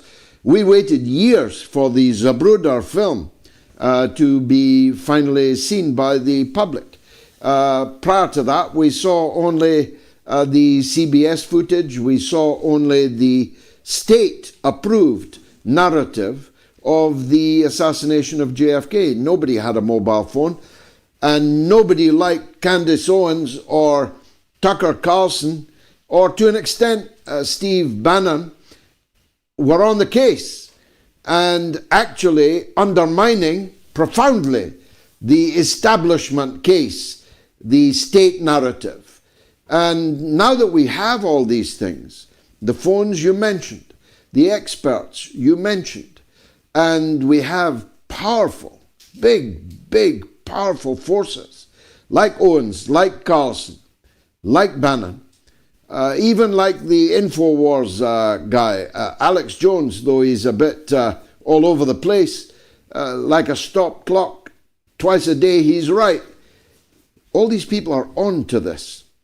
And I believe the people who organized this political assassination must now be very anxious indeed, and may now be regretting what they have done. Now, Hoz, I know you go in for your big operation tomorrow. Please be sure that you have our prayers as you go under the knife to repair the broken back that has partially debilitated you for these last months, although you've done one hell of a power of work for a man that has been lying on his back. God bless you. We'll all be in the operating theatre with you. Terence, my good friend, in Reading, has some hope in Ireland. Let's hear from him. Yes, give us the hope in Ireland. Good evening to you, Mr. I hope you and your family are well out there and staying safe. 2 points. I mean, on Friday, Barghouti was in the Falls Road looking at the mural that's now on the wall there of his dad. And it made my head tingle and everybody else was tingling. As I say, from one colony, which is Ireland, and you know quite a bit about that colony, this colony will be the last colony. And hopefully Israel will be the only colony to be ousted from where they've been put. That's one good thing. And the final point, I think that the Orange Emperor was describing Biden in the Rhondda Valley, maybe, because such is his geographical knowledge of the world stage. So I've got him mixed up with Bargoid in Rhondda, but bless the Falls Road. God bless Albania. And he was very, very emotional. And as I say, where there's fight, hope. What say you, Mr. Galloway? No, quite. As long as there's more than one Palestinian alive, even two, the Palestinian cause will never die. The great name of Barghouti, and Arab Barghouti is the son of the leader, Marwan Barghouti, a good and long-standing friend of mine, served now more than 21 years in an Israeli dungeon, but that has only served to make his leadership even more powerful and his esteem amongst the Palestinian population unbeatable. In any fair Palestinian election, Marwan Barghouti, whether behind bars or not, would win a landslide victory. And if the world was serious about solving the crisis in Israel-Palestine, they would insist on the release of Marwan, who is not Hamas, who is not a part of the liberation movement in Gaza. He's from the West Bank. He's the obvious man to be the elected leader of the Palestinian people. And the Palestinians are going to have to choose their own leader. They're not going to allow Keir Starmer, with his 11% opinion poll rating, to choose their leader. If we hate Keir Starmer, why would the Palestinians let Keir Starmer pick their next leader? Well, I'm glad you had that moment in Ireland with Arab Barghouti, a frequent visitor here on the Mother of All Talk Shows, and thanks for that call, Terence. Now, if you make a donation to MOATS, you get your name onto the Wall of Fame. Here are tonight's top 5 donors. Wilma Williams, John Blue, Derek Blackmore, Vin Ferguson, and Annette Carpian. Thank you to each and every one of you, and to each and every one of you who have not yet donated but are going to do so. Scan the QR code now if you're watching on your computer, or visit moats.tv. Let's hear from a legend. It's Erobos in New York. On you go, Erobos. Welcome back. Salutations and greetings to the Honorable George Galloway. Hopefully the Honorable Prime Minister one day soon. Shout out to the mighty Clan Galloway, the wonderful Jaya, premier of the MOATS staff, as far as I'm concerned, not to lessen any of the rest of them. Sure. I caught a blur of Mrs. Gayatri Galloway going by in black and white. She looked like a checkerboard, but all I saw was a blur, a sheen across the screen. Great guest. I want to appeal to the audience and the people who will be watching this in post that supporting MOATS also allows people like myself that are not able to pay into MOATS at this time, but life-sparing life and opportunity, I will. So it does more than, in addition to, as a side benefit, in addition to supporting the show/program, it also allows voices like mine from around the world to wade in to the fray. I just wanted to mention 2 quick things that I could. There's a logical flaw to Scott Ritter's his stance, sort of reactionary and recalcitrant about the Iran nuclear program. He basically gets into, I don't know if it's a performance or just a visceral reaction from him, where he just gets into like this foaming at the mouth mode, about distress veins and everything in his neck about, if Iran gets a nuclear bomb, that'll be the end of Iran. I'm telling you, and it defeats the logic that's present in the world. The whole point of having the weapon is to be a deterrent. If they have the deterrent and they announce to the world, it's not like they're going to have one bomb, right? Strapped to a hypersonic missile buried in a mountain. They're going to have a fleet. They're going to have a whatever the proper term is. They're going to have a whole retinue. They're going to have a whole fusillade ready to go. And nobody's bombing North Korea. Nobody's bombing Pakistan. They had a military skirmish where India and both sides says they won, but nobody's bombing these countries with nukes. So that's the first logical flaw. And additionally, why is he always taking that core position that Iran can't have nukes, and if they have a nuke, it's like the worst thing ever. And it just doesn't make sense, a lot of what he's saying. And I just wanted to migrate very quickly to my experiences with Antifa. Antifa, for people who don't know, they're basically a street-fighting reactionary organization whose job it is to fight against Republican forces, so-called conservative forces and whatnot. But in my experiences with them, and I had some affiliation with them during the George Floyd protests, they always land in the same place where the Democratic Party is. So we were supposed to have a meetup, but you had to, and this was during COVID, you have to have like the vaccine, the Vax Pass, saying that you got the Vax, and be masked and all of that. And, they were tracking everybody's ID. And I'm like, what kind of, anti-establishment street fighter organization is this? Right? You're all meeting in a nice kind of hotel place, and you're going through all the pro-establishment talking points. And, they wanted me to come out there and basically get engaged with fighting. And I told them, with my record, cops get a hold of me, the rest of you are going to be released. They're going to put me under the jail. And secondly, I don't engage in street actions where people are attacking me. And I'm just going to stand there or curl up in a cheese doodle and take it. Somebody hit me, I'm going to hit them back, and that only escalates. That's just who I am. And the point of departure for me was when they called the Canadian truckers fascists, because they were taking a stand on not having their software in their phone read and reveal, and they were also breaking the mandates. They said they never had mandates, even when they had the bubonic plague, right? Even when they had Ebola and all of that, right? The swine flu, the bird flu, this flu, a Chukichangamunga, mosquito virus, West Nile. We had all kind of viruses, and they never shut down the entire economy of the world.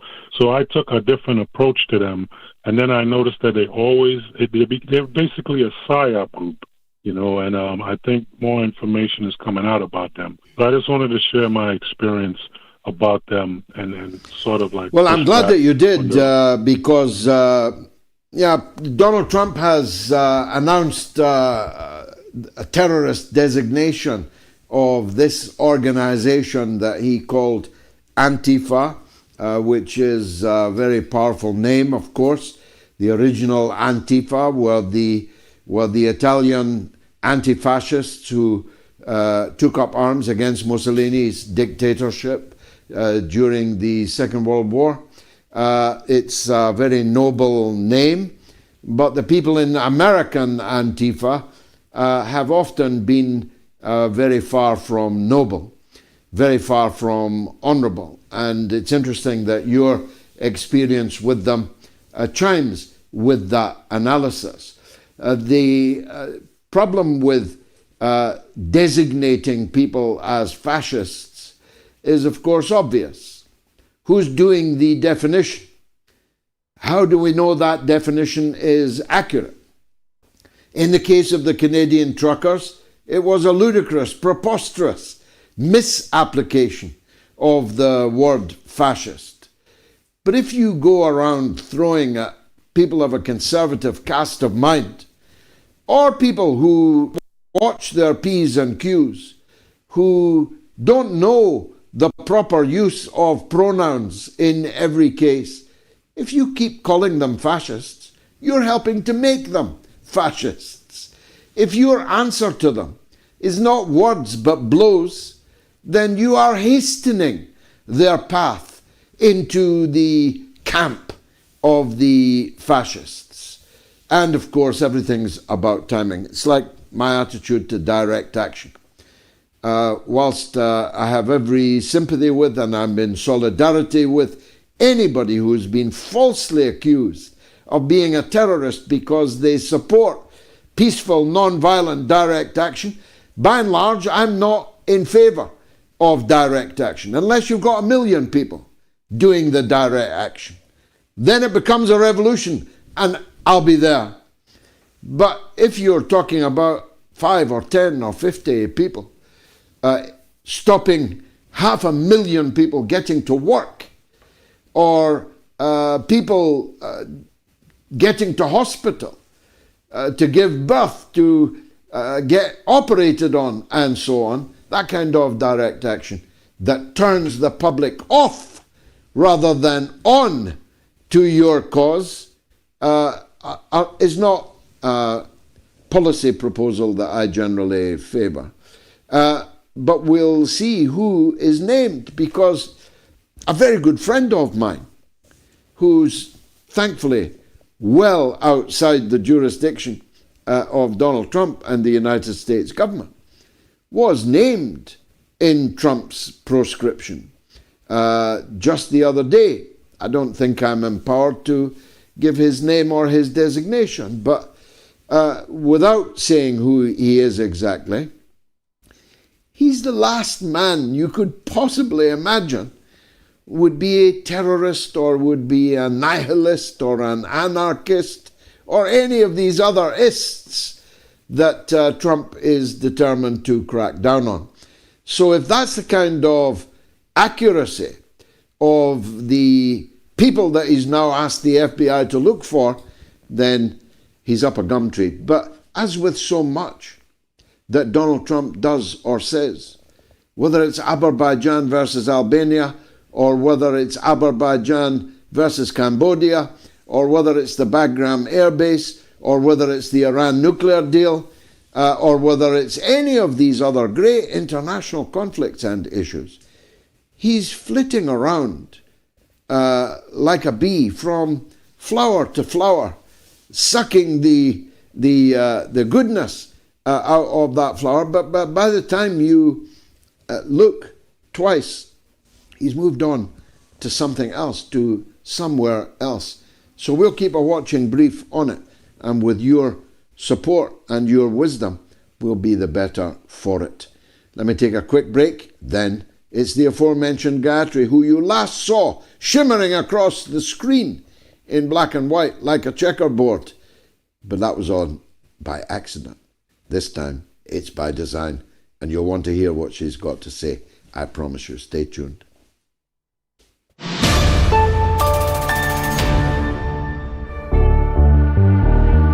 I don't believe that the mainland European countries give a toss about Britain, and I'm certain that the United States would not sacrifice itself for Britain. That's why I say Britain is completely marginalized.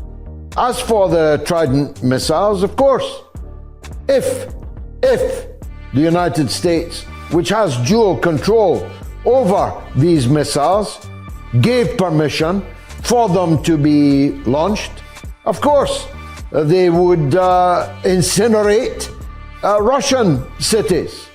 But what good would that do us? Because we'd all be dead, including the people that fired the missiles.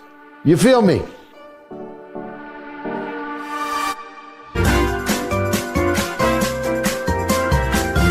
You are listening to the mother of all talk shows with George Galloway.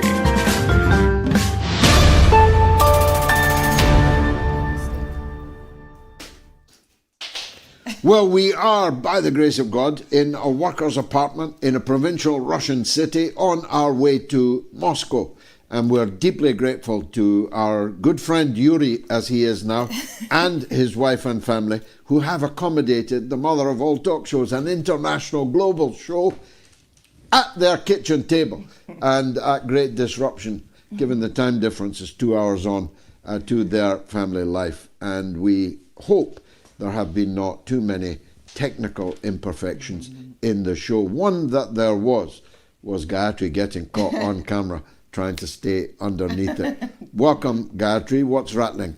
So, I guess we have to explain why we're here. We don't have to, but it's nice because we were here for the World Youth Festival 2025 in Nizhny Novgorod. It is basically an annual event, an annual festival of cultural exchange, connecting young people from across the world, creating a common future based on cooperation and interest. So this festival it's actually a long-standing tradition in Russia. Mm-hmm. And we came here because you were one of the experts to address the youth on leadership, on media.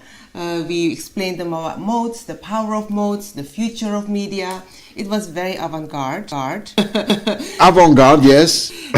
Yes, there were a lot of buzzwords that we did not understand, but the most important thing is that the youth did. And they came from all corners of the world. It was 120 countries that participated, an assembly of 2,000 in total, 1,000 from across Russia and 1,000 from around the world, everywhere, Africa, every continent. Africa, Japan, China, lots from Latin America, many Arab countries, and us from Britain. Yeah, and yeah. One Spanish lawyer. Yeah. Who was the only delegate from the entire European Union. Yes. It shows you the dislocation that there now is. Yeah. All these African people, Latin American people, Asian people, Arab world people, Saudis. Saudi Arabia was here. Oh, yes. But France was not here. No, and when they asked us, very randomly, how did you get here? It was a very good question, because it was with great difficulty that we got here. Us and the Spanish lawyer that came from Madrid.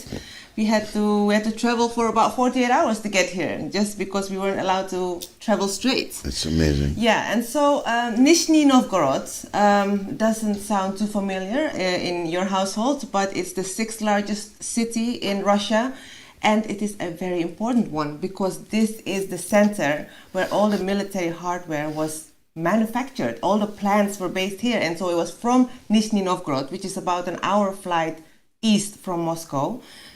It was all equipped from here. So we visited the Kremlin, the regional governance, where they had a lot of display of commemorating the Great Patriotic War. They had the actual hardware, displaying the Katyusha. The T-34, the Katyusha. Yeah. There's not the Workers' Party logo, but the Red Army.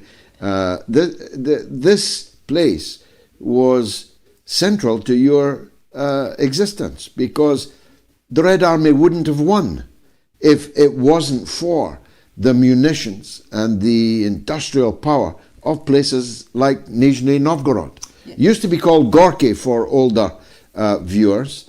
Gorky, the great Soviet-era writer, literary giant.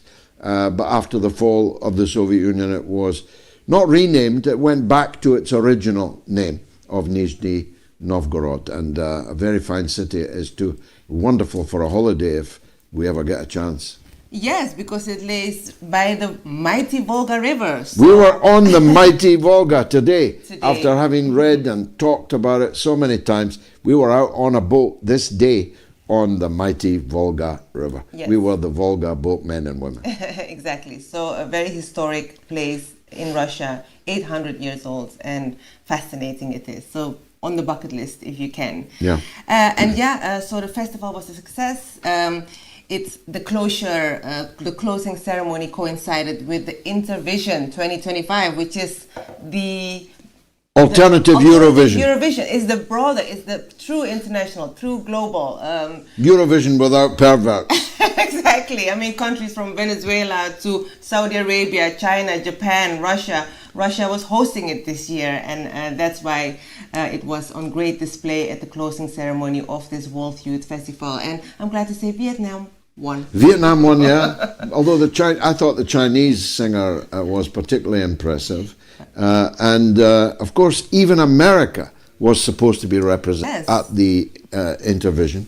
And all kinds of countries, like Saudi Arabia, for example, they were there. So the division of the world into blocks is becoming really marked. And the bloc that was at Intervision is most of the world's population. Absolutely, especially after the USA pulled out their representative at the last minute. At the last minute. Wonder why. Well, anyway, the festival was a success, full of free speech, other than our poll was trying to suggest happening in the USA tonight. And I think we should leave it at that because we have gone way over time for tonight. And it's 2 hours on here, so all the chip shops are closed, and all that remains is for Gayatri and me to resume our journey to Moscow. And we'll be back, God willing, on Wednesday with another edition of the mother of all talk shows. But we need you to support it. So please, don't go to bed without going to moats.tv and making a donation, however small, to the mother of all talk shows, so we can keep bringing you these wonderful shows. Thanks for watching. Good night.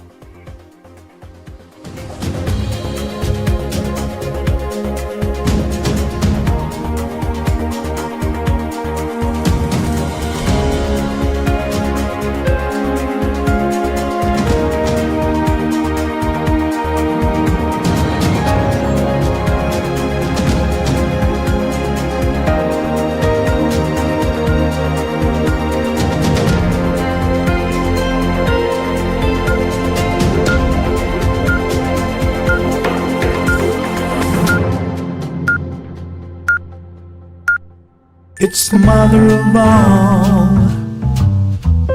talk shows. It's the mother of all talk shows. It's the mother of all talk shows. Go get 'em, George.